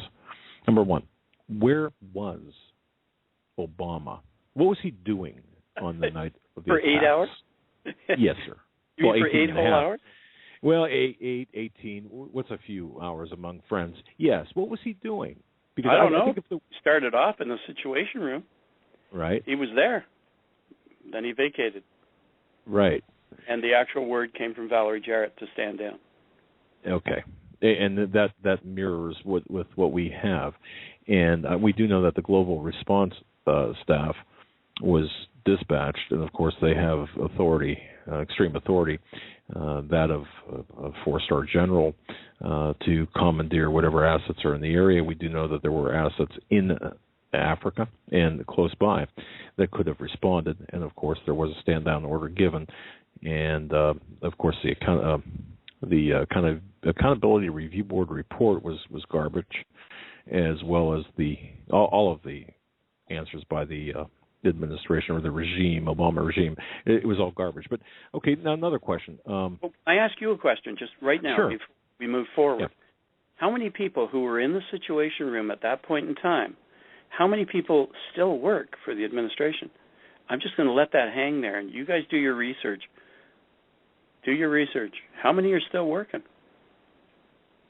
Oh. Yeah, that's a good one. Hey, listeners, I'll tell you what, that's a very good area of research. How many of those who were in the Situation Room at the time of Benghazi on September 11th, 2011, right? Wow. Senior moment. How many still are affiliated or working for the Obama regime? I can't even call it an administration. Interesting. Okay. Yeah, sorry, but I just had to ask it because we were cleaning up Benghazi. So there you go. Well, exactly, and of course we do know that there was about the gun running operation and so on. And folks, you can just simply search Benghazi. You'll find a compilation of my reports about Benghazi on HomelandSecurityUS.com. Now, Jim, let me ask this. The product, the video that is often identified with the attack in Benghazi, that video was certainly a product of, can we say the CIA? I can't say what the source might have been, but I can say this. It's stupid to even reference it as being something significant at all. Amateur piece of crap. Well, and the reason I say that is because we had traced the uploads and captured a lot of the initial sourcing of that video, and it turns out that there appears to be, at least in my professional investigative view, a connection between the innocence of Muslims and the at the time the advisor to a former CIA head to Obama. My goodness, the name escapes me. Help me out, Jim. Who's the head of the CIA right now? I can't use names. Okay. Joe, come on. Who's the head of the CIA right now? Brennan. John Brennan. Thank you very much. John O. Brennan. Like to watch you squirm like a fish out of water there for a minute. Wow. I apologize, folks. Is John That's all right. Brennan... It was a Muslim moment. Well, that was going to... I think you answered my question. Is Mr. Brennan, does he have close Muslim ties? And if you can't answer that, I think you are... Well, I guess you already did. I did. All right. Yeah. What do you know about the passport breach at the hands of Brennan's... What a feint that was. I mean, going after... hey, I'm having a senior moment too. What was that guy's name who tried to get elected? McCain. Yeah. Nothing like live radio. Just for candidates. Well, so McCain, that whole thing was like Barnum and Bailey in full swing. My goodness. Yeah. Okay. Well, yeah. So what we saw was really a dog and pony show, a circus with respect to that. But going back to Brennan, when he was head of the defense contractors working on behalf of the State Department as well, we had a passport breach, and this is when Obama was on the campaign trail, and Obama's passport. McCain's, Clinton's, at the very least, they were accessed. And, of course, from that, they were accessed not just once, not twice, but 4 different times on 4 different occasions. And from that, we had the shooting death of Lieutenant Quarles Harris. Yeah, Quarles Harris. Right. Now, he was preparing to talk with the federal authorities and give his testimony in exchange for leniency, where he got this information. And, of course, the day before, or within the week that he was going to provide this information, he was found dead, executed, and in a driver's seat of his car in front of a church in D.C. I remember the first reports were that he committed suicide. Remember that? Yeah, I do. Yeah, and we back of his head. Yeah, sure. Yeah. So I remember that. And remember, too, that it was the files with respect to passports and the applications for the passport that were tampered with. No passports themselves. It was actually the files with the applications for the passports. And that's significant. Yes, it is. For many reasons. For example, if you're a foreigner, you submit your foreign passport, you trade it in, you give it up. It stays in the file. And that silence was just for me to contemplate that, and Joe as well. We just looked at each other, realizing the implications behind that. Mm-hmm. And by the way, do you know what they do with them when they go in the file? Have you seen No. these round hole punchers? You know, they punch holes in things. Your passport is opened up at the midsection, and these holes are punched through your passport so that no one can steal it, take it out of the file, and use any portion of it in a fraudulent manner. And that stays in the file with those holes punched in it. Okay. Much like an expired driver's license would be. They'll take it, and you can keep your old driver's license, but they'll punch a round hole, very significant, in the driver's license, so you cannot use it for any further. Is that what you're saying? Yes, I am. But very distinguishing marks, aren't they, those holes being punched in your passport? Okay. Well, all right. So what we're seeing here is a level of criminality that extends back, involving the intelligence assets and the intelligence world, defense contractors, and now I would say, and I don't know how far you can go with this, but it would certainly appear to me that, for example, Mr. Brennan and others who hold positions now have been perhaps rewarded for their previous efforts. Is that something that you would perhaps agree with me or slot me down on and say I'm wrong? I couldn't say that you were wrong, because you know all you have to do is look at the current level of activity and the style of dealing with folks. These guys know the carrot and the stick. They know it, and boy, are they ever carrot.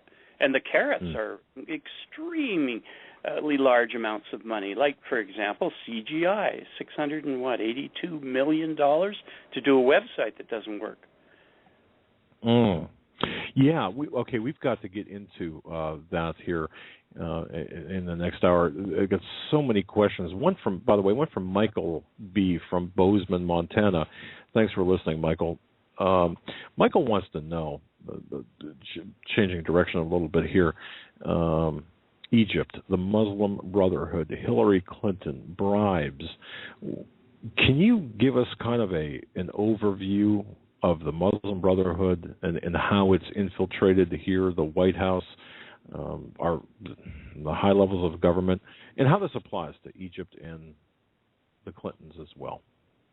Well, let's set aside the name Muslim Brotherhood for a minute, and bring back, leave the Brotherhood name over there and pull back Muslim. Let's concentrate on that, because it is that brotherhood. It's that thread of religion, that bowing the knee to Islam, to have no other authority beyond the book itself, the Quran, and the teaching of the Quran. These are the marks of somebody who has a loyalty that is in direct opposition to any oath that a person is required to take to hold office or to hold certain jobs within government sectors. So you have people who cannot, for example, you just mentioned a fellow who is in a rather sensitive, Mr. Brennan, sensitive piece of work that he has to do now. He forswore that he would have his loyalties to America only. Well, that was a lie. No Muslim can make that oath. No Muslim can make that oath. They cannot. They can't do it. So their first we have a number of people who are Muslim sitting in positions who have lied in order to get into those positions. That's a very frightening thought, very sobering thought. But wow.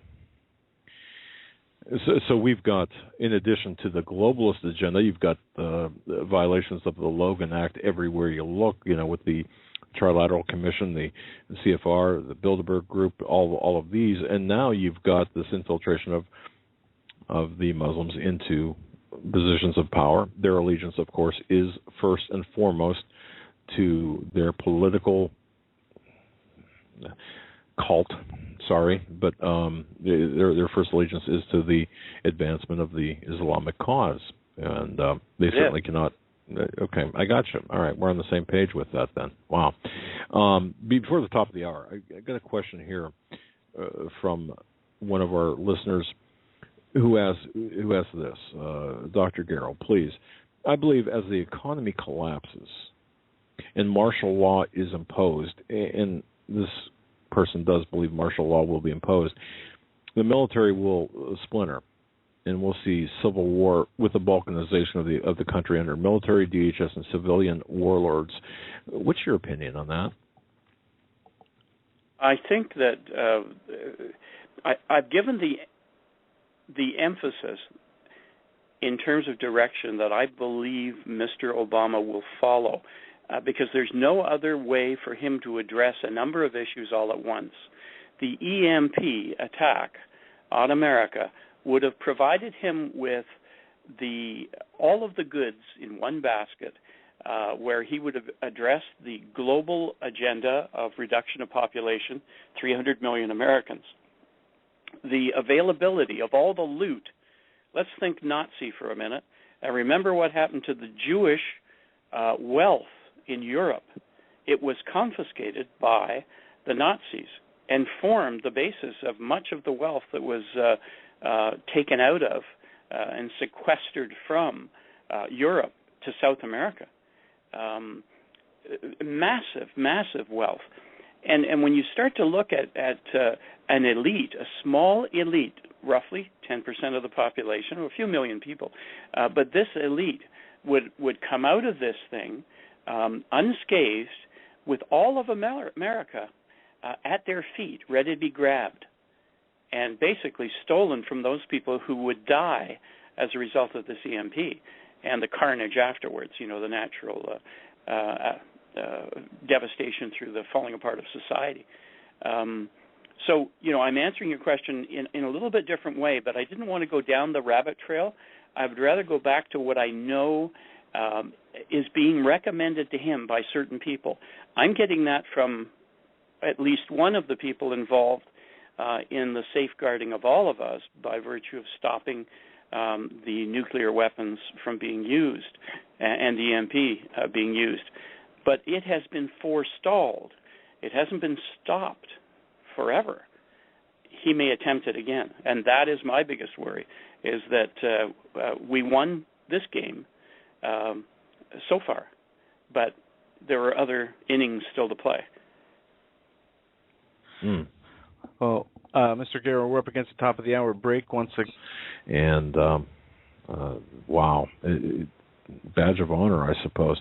Jim, welcome back. And also, I've got a question right out of the box here. This goes back to our earlier conversation, and it seems like a lot of people are pulling back to the original questions that we had about the Barack Obama. This from Derek W.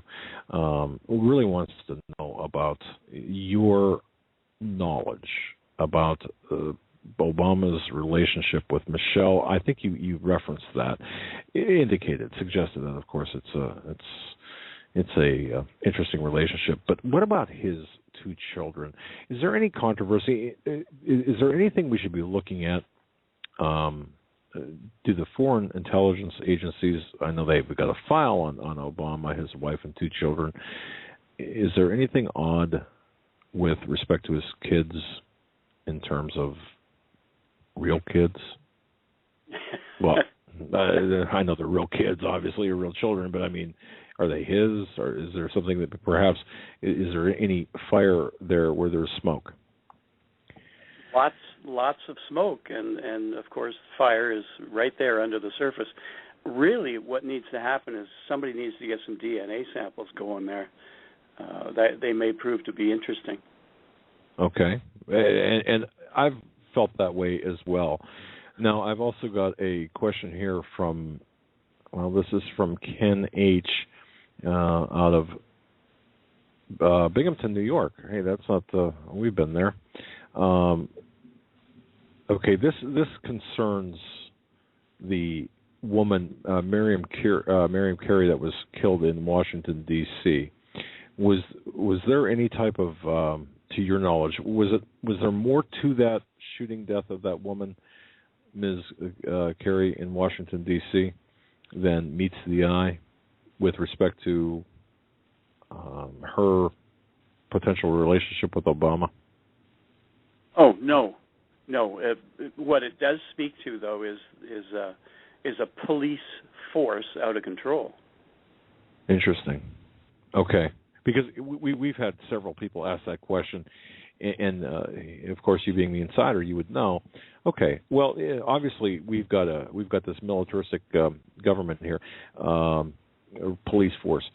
Are they going to, in 2014 and beyond, can we expect them to, I don't know, become even more radicalized, our own police forces federalized, and clamp down even harder on us? And absolutely. What they're trying to crush is what has been developed since the 50s, where neighborhood policing became the thrust, the effort everywhere. And, of course, New York City was a prime example of its effectiveness as neighborhood policing took charge and, kind of scaled back the activities of criminals. And just because, neighbors were watching neighbors, neighborhood watch became a thing. So what they're attempting to do is separate the police services from the population itself so that they can inject people who don't have loyalties within the community that would clutter up orders. All they want is people to take orders, whatever those orders are. when you get them into the mix, the notion of knowing people, you're going to hesitate before you fire on people you know, because you know the guy who's standing over with that shotgun, he can't see worth the beans, and, can't shoot a gun worth the beans, and you've known him all your life, and, you went to high school together, and you know full well he's not a threat. But the guy from, coming into Philadelphia from Cleveland hasn't got a clue who the guy is. He's just a guy with a gun who he's going to shoot. So that's what we're seeing happening. We're taking... Okay. We're doing exactly what he does, Obama does, on the national level: divide and conquer, divide race, divide sexuality, divide sex itself, sexes, women versus men. It's divide, divide, divide to conquer. Very well said, and I think we've done a pretty good job of pointing this out about the exploitation of the various divisions that exist that were being exacerbated here in the United States, whether it's race or economic levels. This is exactly what is taking place. One question as well. Once again, Jim, you'll have to forgive us. We're just getting pounded by so many people want to talk, want to ask you questions, looking for answers. Michael M. writes this. Relative to what you had stated about the potential nuclear false flag that almost took place, Michael M. writes this: it appears that the powers that be have Hillary slated to run in 2016. Now, if that is the case, and assuming this is true, why would Obama attempt to create the nuclear false flag or an EMP? Was this authorized, or was this an act of desperation without the authorization? Was Obama doing this on his own, or to further an agenda? I'll leave it at that. He does nothing on his own. Keep that in mind. His handlers, namely Axelrod and Jarrett, these two, he does nothing without their direction to do it. And I mean that when I say that. He listens to their direction. I mean, he's not going to them for advice, which you might think the advisory capacity would be. No, this is a very different relationship. These people have him in their hands. It's not a matter of he having them as servile to him. Not at all. You just need to watch. In fact, you don't see them in public now. You're not seeing them close to each other. They don't want the telltales of the reality of the relationships to be seen. And so everything you see is staged. Everything you see is masked. This is a very, very strange relationship. Keep in mind, too, the Secret Service are now talking behind the scenes because they don't have any loyalty to Mr. Obama. They don't. And you need to talk to the guy who's just come out of the Secret Service and is now running, Bongino. You got to talk to him directly. Okay. Interesting. And in fact, we will. He's on our list for 2014. Okay. And you're confirming information that we've had. And folks, what we're trying to do here, and Mr. Garrow is doing just an admirable job, is fitting together pieces. It seems like we all have pieces of the larger picture. And we're connecting the dots and putting these puzzle pieces together. So this is a very enlightening, very informative time with Mr. Garrow. Now, Jim, looking at the bigger picture here in the United States as well, and I know we're jumping around and covering a lot of ground, but we've got to do this. Talk to us about Obamacare. Obamacare is not what it is purported to be, obviously. We've said that it's a mechanism of control and, of course, a mechanism to destroy at least one-sixth of our economy. Is that what it was set out to do? Yes, from the very beginning. The website was never meant to work. Keep in mind that you need to know the pattern of CGI. CGI did the same thing in Canada. Are you aware of that? They were the ones that were to set up the medical system in Canada. It didn't work. But the day after this thing crashed totally, guess what came into being in Canada? The gun registry. And I mean this, the day after. Handled by CGI, right? Is that handled correct? by CGI.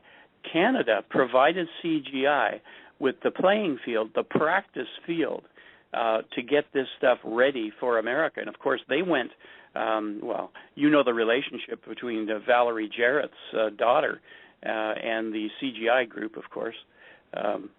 Yeah, you know all about that, I'm sure. Yeah, obviously. Okay, all right. Well, what do you see taking place with Obamacare? We're seeing a lot of resistance, and of course, but yet we're seeing this implementation. Going back to Roberts, where even some conservatives applauded his decision at calling it a tax, and was Roberts compromised? Oh, absolutely. He was scared skinny. I mean, he's calling it a tax. Now, did the tax come from the House? No. No. Okay, so you breach law right away. So right now, it's illegal. It has never followed the proper process in order to become law. So right away, it's compromised. And so Obamacare was meant to fail. But keep in mind some factors here. A medical system only works if medical personnel are able to deliver it, right? That's only correct. If they're able to deliver it. What is happening to the ranks of the medical personnel? They're being decimated everywhere. That's very correct. They're being replaced by bureaucrats who have very little, no patient experience. And, of course, everyone laughed at us when we were talking about death panels, when we were talking about the chipping, the RFID chipping of people. And this is slated to take effect or to have an impact with Obamacare. So it destroys the effectiveness of a system that worked. And that's what it's expected to do. And it will replace it with a bureaucracy, in other words, a reward. Again, everything is about the carrot and the stick. It's very simple. With Valerie Jarrett, David Axelrod, Obama, and all of those minions, they are now in charge of very large behemoth departments where reward and punishment are active. So if you want medical care, you watch as things progress, and it starts to turn out that Democrats get services that Republicans don't get. We've lost the balance, the notion that you serve all of the people. Now we're into the Valerie Jarrett era of you serve those who've been loyal to you and screw the others. It's all about loyalty. It's all about loyalty to the man and to the agenda, to the progressives, to the larger agenda. Okay, I get that. All right. Yeah, and Hitler did it, and he had his favorites. He had, Goring and Goebbels and Himmler and all of those people, the upper echelon, and they commanded huge departments, and everything was about thuggery. Everything was about subterfuge and information gathering, and the key element that held it all together was fear. What is now going on in America that never was before? Now we've got elements of fear everywhere. Freedom is being replaced by fear. Jim, do you see Obamacare, the Affordable Care Act, being fully implemented, or do you see this being fraught with a lot of, obviously it's already fraught with troubles, but do you see it ultimately being implemented, being pushed down our throats? Yes. Oh, absolutely. They will double down every time. They will not back down. You don't, back in Scripture, one of the things you never did, remember Ezra and Nehemiah were told when Sanballat and Tobiah, remember these two guys, the precursors to the Arab nations, came along and wanted to negotiate with these guys, with Ezra and Nehemiah, the military and the spiritual heads of Israel. And they said, "Come, let us reason together." And that's the play. They want you to sit down and negotiate a settlement. All the while, there's no negotiation. They want to kill you. They want to wipe you out. They want to steal everything you've got.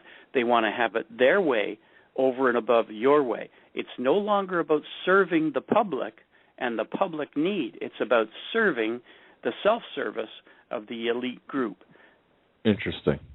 Okay, well, I think we knew that. I think we know that in our hearts and our minds. I mean, intellectually, we see what's going on, and our listeners are really, I believe, a cut above many. I'll tell you what, our listeners are the best in terms of their knowledge and knowing what's going on. We do have somebody here. I just got an email here, Jim. Let's see here. I want to make sure I got this right here. This caller has some information. Now, normally, we didn't announce opening the phone lines here for any questions, but this caller's alleges to have some information about nuclear or nukes that flew from Minot to Barksdale back in 2007. This individual was, I'll just say, involved in that or has direct knowledge of that. You want to take his question or comment on air? Would you feel okay with that? I may not be able to answer. I may not be able to answer a thing. But anyway, let's go for it. All right. That's fine. And if you can't answer, we understand. And folks, the reason behind this, obviously, is Mr. Garrow still he's still bound by the state secrets oath. Is that the correct statement? Or correct? The Official Secrets Act. Let's call it that. Official Secrets Act. So there are issues that he cannot get into. So let's go ahead and bring on this caller from 318 concerning the Barksdale-Minot nuclear situation. Caller, go ahead. Hi, Joe and Doug. How are you? Very well. Now you're talking with Mr. Thank Garrow. You. And thank you so much for taking my call. Hi, Dr. Garrow. Happy New Year's to all you three and your families. I hope it's been well for you. Had a nice holiday. Yeah. I'll jump right into it. You've got some information. Let's get right to it here.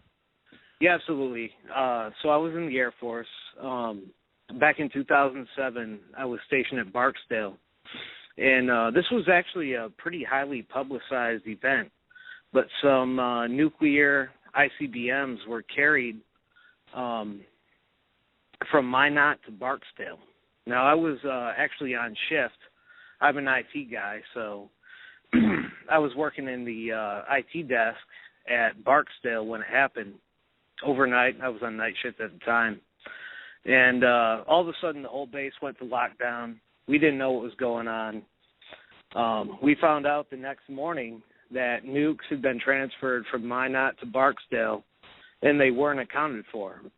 Now, I was friends with people in security forces, all the guys that did security for the nukes, and they told me that basically that story was impossible. And later on, over the next few months, we saw security forces guys from Minot, from Barksdale. They started ending up dead in mysterious car wrecks, things like that. I just wondered if Dr. Garrow could shed some light on what was actually going on there. No, I cannot. All right, caller? Yeah, I cannot speak to that particular incident that you're referring. I can't. But I want you to know a couple of things. What you're describing in terms of the cleanup afterwards and dealing with people who've been actively involved and having them either disappear or die in strange circumstances, that's been typical for a while in a few administrations. So, so this is nothing new, which is as incredible as this is to believe, the unauthorized movement of nuclear weaponry is nothing new, you're saying, right? Is this what I'm hearing? Well, no, I'm not. I'm not saying that the actual movement. It depends how it's being described. What I think the gentleman has described is, I'm not sure if he used the word strange or illegal, or which adjective were you using with respect to the movement themselves? Caller? I would say strange or illegal. I'm not really sure. I mean, I knew at the time. Yeah, unauthorized, totally. At the very least, you had multi-person accountability for every nuclear warhead at every Air Force base. So to accidentally move something is ridiculous. So, you know, even me, being in IT and not being in security, I knew as soon as they fed us that story that something was crazy. Yeah. And ever since then, I've been trying to get to the bottom of it. Okay. Oh, all right. Let me just say this so that you don't feel like you're insane, because you're not. There's probably 8. I'm going to use the number 8. There's probably 8 incidents where nuclear weapons, or warheads, because that's the key, nuclear warheads or their triggers were actually moved without the proper signatures. And you know the process, eh? But a guy, there's so many people have to sign off, and you're signing your life away and your career away every time you sign. So if you've got even one signature out of place, nothing happens. Remember, everything stalls. Nothing moves forward, right? So I know that there have been 8 incidents where trigger mechanisms or warheads themselves have been moved. Now, they've been caught at one point, where somebody finally said, whoa, wait a minute. This form has not been signed properly, or this has not been done properly. And so you've got all the parameters have not been followed, therefore things stop dead. That's happened 8 times that I know of. 8 times. Once could be a screw up. Twice certainly is intentional. 3 times, to me, is an act of war. I think there's a saying that go to something like that. So interesting. When I say an act of war, certainly an act of conflict, internal, something woefully wrong that's taking place. Caller, we're going to cut you loose. Any other closing comments or questions for Dr. Garrow? Well, not necessarily. I would just say, in closing, as I understand it, we're not allowed to fly the nukes around anywhere. International treaty says we have to transport them by ground. By truck, yes. So, yeah. Okay. So the whole thing to me just totally stinks to high heaven. Yeah. Indeed, it does. Okay. Okay. Well, Caller, I don't want to take up any more time. Thank you so much, and I love your show. I'll keep listening. Thanks, buddy. All right, buddy. Appreciate that. Dr. Garrow, I've got about 15 different emails here and questions concerning your knowledge about the Bin Laden death, the cover-up, and the death of the SEALs. We opened the show with the birthday announcement, the 50th birthday or anniversary, whatever you prefer, about the SEALs. Now, we know that we lost a lot of good men after SEAL Team 6, or after the SEAL team was decimated in Afghanistan. What do you know about Bin Laden, his death, the cover-up, the SEAL team takedown? I hate to disappoint you, but I cannot comment on it. Wow. Sorry, I really can't. And here I'm going to say, I know stuff that crosses too many lines. I'd be dead tomorrow. All right. Trying to think of a good way to ask this. If I was to, I'll just ask something hypothetically here. If I was going to write a book, and in my book I was going to write that Bin Laden was living in Pakistan, and the mission to take him out on that fateful day in May, when we all know that it was publicized that Obama or Jared actually ordered the takedown of Bin Laden, or however that played out. But if I was to write a nonfiction book that would describe that Bin Laden was killed on that day, do you think that book would I be doing a service to my readers if that book had that particular non-fictional event in it? What section of the library would this be found in? It would be found in the non-fiction, in the history, current events, non-fiction. I'd say it wouldn't qualify. Okay. I'm going to have to rethink my authorship of said book. Okay, perfect. All right. And folks, you've got to understand, we're talking with a gentleman who's bound by certain laws that he cannot cross. All right. What about the TSA? What do you know about the TSA? This hacking unit, has this been going on for longer than we've realized, and is it much more broad in scope than we know? Give me its official name, please. The TSA, NSA. What am I saying? The NSA. The NSA hacking unit. Yeah, of course, Der Spiegel came out here within the last week about the extent of the NSA's hacking, the NSA actually interdicting computers on their way to their owners and inserting spyware, actual hardware into the computers, and the extent of the NSA's spying. Of course, spying against journalists. What do you know about that, or what can you say about that? Well, Jacob Appelbaum is the guy who sent out most of the information to Der Spiegel. Right, and I did, folks. There is I think an hour and 15-minute video on the internet of him giving a lecture. It's very interesting. It's on YouTube. Jacob Appelbaum about the extent of the NSA spying and hacking process. Very, very detailed. But are we all, Jim? Are we all being? Well, we're all being spied upon, right? And the extent is everything. Yeah. I mean, it's. Do you have a cell phone? I don't. Okay, neither do I. Isn't that interesting, eh? Okay, but for all the listeners who have cell phones, understand this. It works two ways, and you don't have to turn it on. It can be turned on remotely, and that's been existent for many years. When you're on the Internet, don't think that you cannot be listened to, watched, your camera. I mean, people laugh when they come into my office because I have the piece of paper with a rubber band around my camera on my computer that sits on top of the monitor, so I get a good clear TV picture.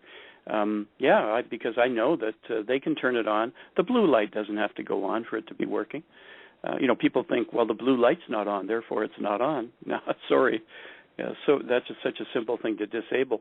I was involved in an operation in Colombia where we went down to Colombia, South America, to Bogota, and we involved ourselves with 3 telcos in Colombia, South America. This is with my agency. And here's what we were doing. We were planting bugged hardware and software into Telecom Colombia's mainframe, and also in Editel, which is in the city of Medellin, and also Empresas Públicas de Medellin. So 3 telcos. What we had done is send out the rumor, and I ran a company called the International Internet Alliance. We created it in order to develop a duplicate backbone to safeguard America's backbone, and it went coast to coast in Canada. So we put this material into the computer systems, the backbone of the telcos within Colombia itself. We had put out the information that we had discovered how to enable a higher speed than normal with the asynchronous transfer mode of packets in the Internet. And the way computers signaled to each other and sent these packets of information. But we made this crazy story about this massive burst of speed that we're able to get, hoping the Chinese would steal it.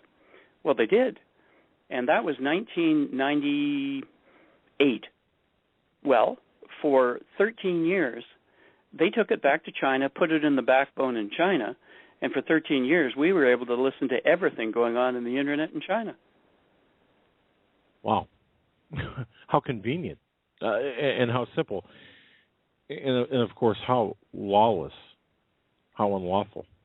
Exactly. But what I'm suggesting to you is if I can take some simple devices, take an engineer with me, put it into the major telcos of an entire country, and make it available to me to listen to what you're doing in your computer in your home or at your university or in your research facility or in your political offices or in the Central Committee of the Communist Party's offices and computers in China? Pretty good. I would say. Well, this segues, I believe, into this next question, and this is from Stuart. Thank you very much for the question. And once again, we're not going to be able to get to all of your questions. My goodness, Jim, I've never seen such activity before with any guest. But Stuart asked this with respect to, I believe it's surveillance provisions. Security surveillance provisions and such. There was a closed-door meeting with Congress back on March 14th, 2008. And I remember seeing this. It was on I believe it was on a Friday.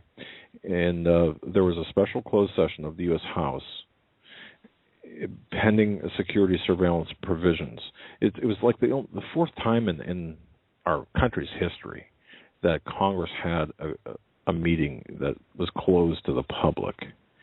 What was it that they were discussing, if you know, that they did not want us, the American people, to know about? Again, this is March 14th, 2008, a secret closed-door meeting, congressional meeting. It was the U.S. House of Representatives, the fourth time in our country's history that this happened. Do you know what was said or the subject matter in that meeting? No. Okay. All right. Fair enough. Stuart, there's your answer. No, don't know. All right. One other question here, Mr. Garrow. Fukushima, the massive cover-up. We're not hearing anything about Fukushima. This is, to me, an extremely, and to Joe and I were talking about this, it's an extremely, it affects our national security. What do you know about Fukushima? Well, I know that the government's just ordered an awful lot of a particular type of protective chemical that would protect your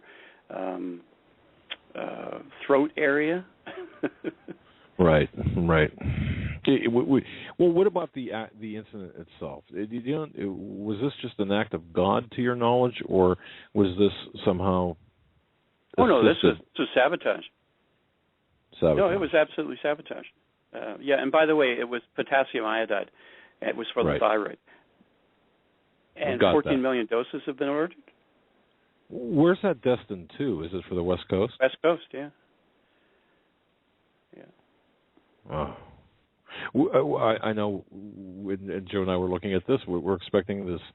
We see that there's this cloud that's going to envelop the West Coast or strike the West Coast of cloud radiation here in the next couple of days. Obviously, this is something we should be very concerned about. But anyway, well, let's go back to the question. This is sabotage. What can you tell us about that? That America was not involved in doing it. Okay.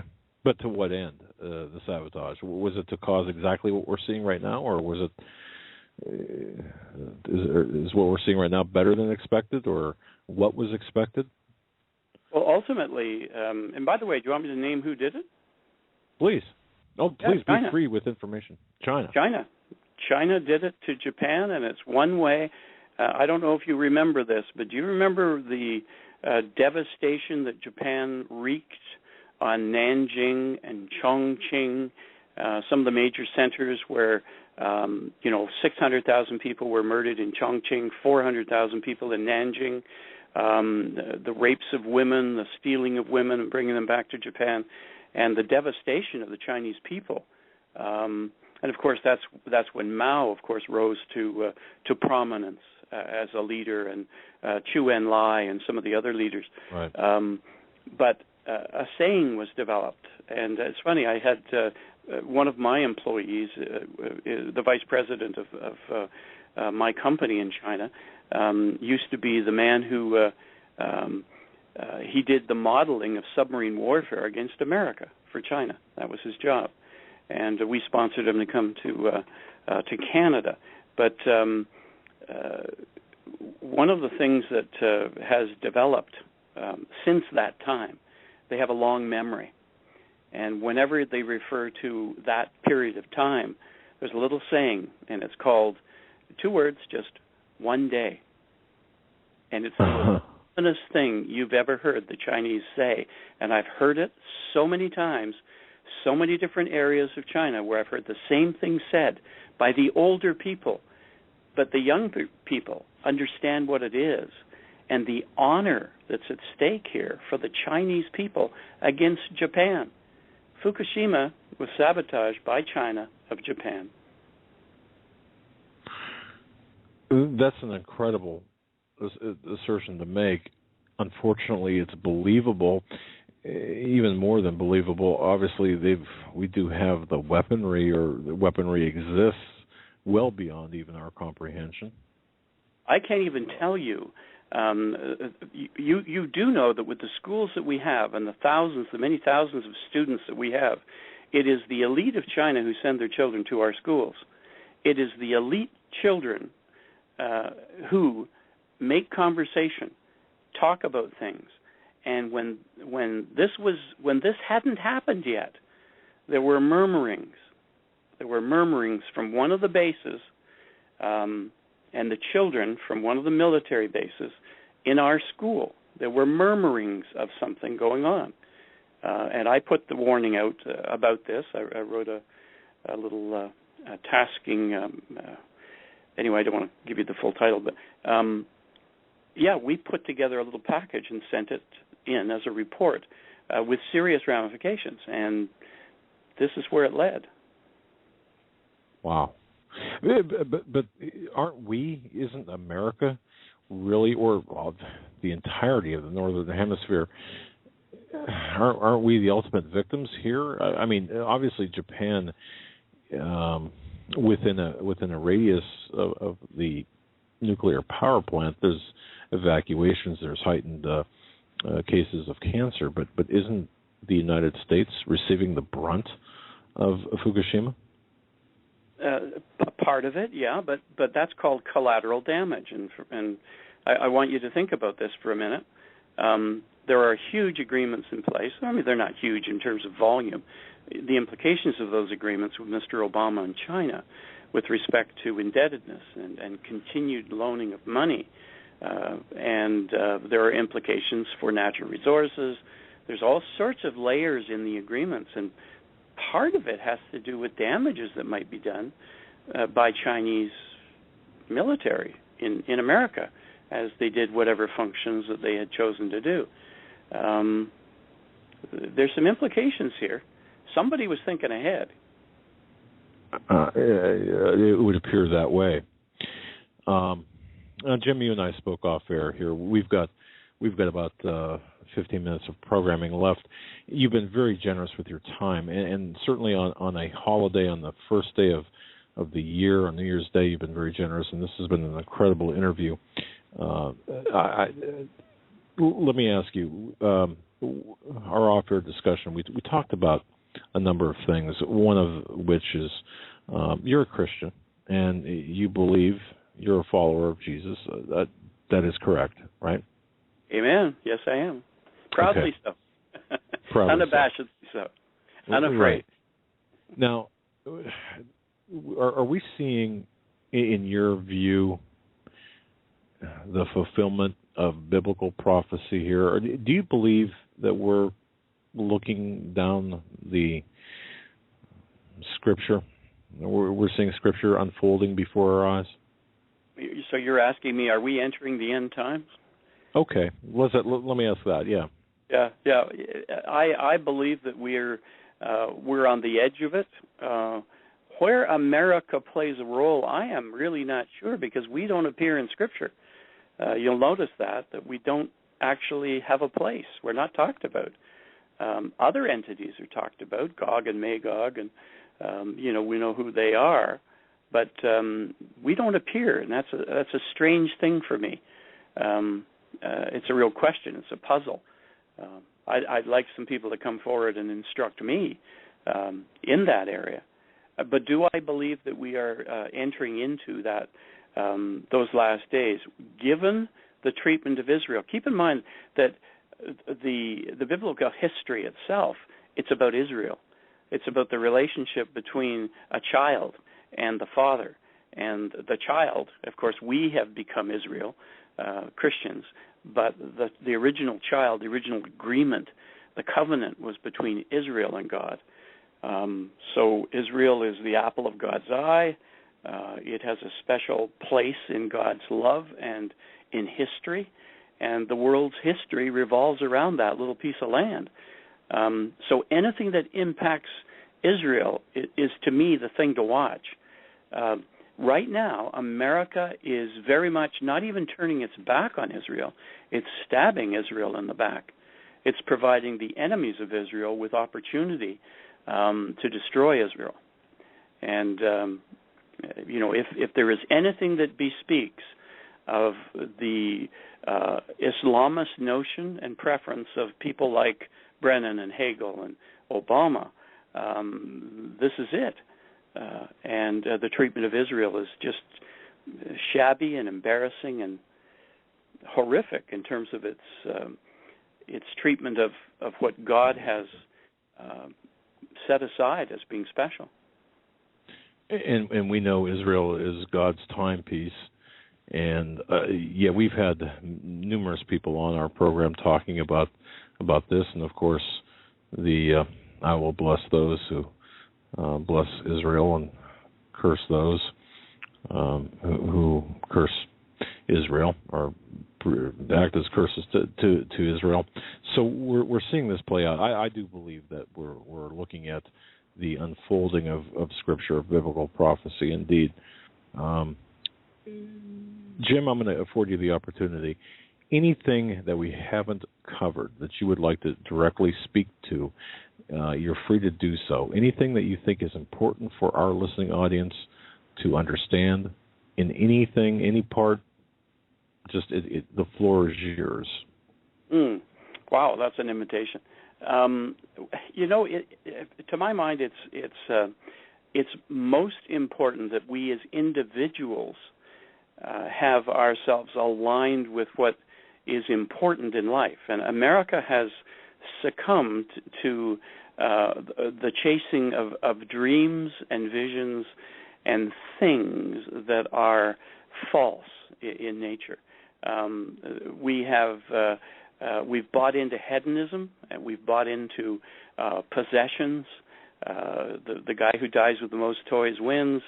The mindset that really doesn't fit with the destiny that originally, I believe, was what was promised from the founding fathers to God and back, because they really believed that they were going to be blessed by God and that America would have the blessings of the God of Abraham, Isaac, and Jacob, and that it would be America's the era to come, and the promises of God that would be America's were going to be as a result of us being a righteous and biblical people.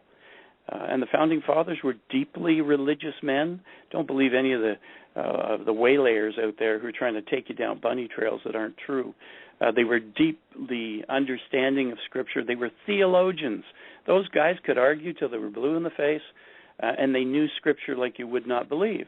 We're an embarrassment compared to them. Every one of them knew the book. So don't let anyone tell you that they weren't religious. They weren't Christians. They were just theists or whatever. That's hogwash. So we have a great foundation, but boy, we've gone down some paths that are just mocking God and mocking the promise that was America's originally. And so if it came down to what's the most important message that I could bring to you and to anyone listening as an individual, it's get right with God. Get on His path. Read His book, understand it, and repent. There's so much that we have done that is just not an aroma to God. It's a stench in the nostrils of God. And so when we depart from that original vision of what the nation could have been, and we look at where we are today, where right seems to be wrong and wrong seems to be right, isn't this predicted? Isn't this the condition of man in the end days? Isn't that what we'll be seeing? And is that not our daily dose especially with the man in charge of the Oval Office at the moment. We've brought some evil into the leadership of the land. We're paying the price for it. So individually and with your families, my advice would be to look at the core elements of what is important. And the relationship between you and your God is the most important. And if we want blessing again, we need to repent of the things that have been sin in our lives, get them right, and get on God's path. How well said. Very eloquent, Jim. And folks, please take heed to that. That's the bigger picture. That's what it's all about. We could talk about the minutia, but in totality here, and Jim, again, we talked off air, America and Americans have abandoned God. They have abandoned the very principles on which this country was founded, instead of reinforcing, of course, the values, the holiness. We have chosen to redefine things such as marriage and sexuality, everything. It's just upside down, backwards, and of course, we cannot expect to continue this path without some sort of judgment from our Creator. And I think your words very well said about getting right, getting your spirit right, becoming spiritually in tune with God, and I thank you for that. It's a lot of people don't have, or a lot of, believe it or not, Jim, a lot of people would not say that. They wouldn't acknowledge. They wouldn't bring God into the mixture. And I want to thank you so much for doing so. And I think that's so very important. Jim, we're up against the close of the program. How do we get a hold of you? Tell us again your websites and where we should follow you in cyberspace here. www.pinkpagodagirls.com and BethuneInstitute.org, and look on Jim Garrow in Facebook and Dr. Jim Garrow in Facebook as well. And thank you for the hundreds and hundreds of people who've been sending messages during this program, because I just kind of had a look and wow. Yeah, it's incredible. You certainly have a knack for attracting a lot of people, and a lot of people want to talk with you, and you're a very popular man. Any upcoming radio interviews that you want to advertise that you've scheduled? I've got Dr. Dave Janda this Sunday. Dr. Dave Janda, and I think his program is called is it America's Freedom or? I'm sorry, okay. I'm embarrassed that I don't remember. But I've been on Dave's program. He's a physician in Michigan. I believe he's in Ann Arbor, and a marvelous Christian man, and what a patriot. I'm honored anytime I speak with him. It's just a marvelous experience. And by the way, I had to look back on some of your programs just before I got on here, and I got to say, I tip my hat to the two of you. You're unabashedly great patriots, great Christian folks, and man, thank you for what you do. It's just marvelous. Thank you for having me on. It's been an honor to share the program and be part of it. Just thank you. Well, I'll tell you what. We thank you, and you're very kind. We could not do this without our listeners, without our help, and without people like you. And in these times, we have to stick together. Jim, we've got to stick together. Listeners, we've got to stick together. We've got to be able to stand up for what's right and do our best, do our level best to make a difference and to restore whatever we can to this great constitutional republic, or at least get on the right side of God. Jim, I want to thank you so very much for your generous time tonight. This was a blast, and I'm going to tell you right now, I can tell you the numbers are off the charts, and this program will be heard in many areas of the world. So again, thank you so very much for your kind, generous use of your time, and we appreciate you being part of our program tonight. You're most welcome. All right. Absolutely. Thank you, Jim. Thank you. All right, folks. Wow. Fantastic. Man. Great interview. Yeah, the first right out of the shoot on the first of the year. This is fantastic, folks. Don't forget, this is Wednesday. It's not Sunday. I know some of you are thinking that. This is Wednesday. Now tomorrow we're going to be back regular time, 8 to 11, and Friday as well. We've got a lot of great guests lined up for you. Beginning next week, we've got quite a few. And we're going to be on Daniel Holding's show. Oh, that's right. Friday from 1 to 3. And I have to return a call to Pastor Paul Begley, who called over the weekend. And I know it seems like we've had a couple weekends now because of the holidays, but on Saturday, and I didn't see he called until this afternoon. I got to give him a call back, and possibly he mentioned tomorrow. He might have something lined up now for tomorrow. But if I do get a hold of him in time, watch for that. If not, we'll try and set something up with him next week. Yeah, and listeners, what I'd like you to do, if you have a moment, a couple of things. Number one, please visit HomelandSecurityUS.com. Check out, just keep an eye on the website. We're going to be doing some major changes. A lot of information going up there now that the first is here. That's number one, and number two,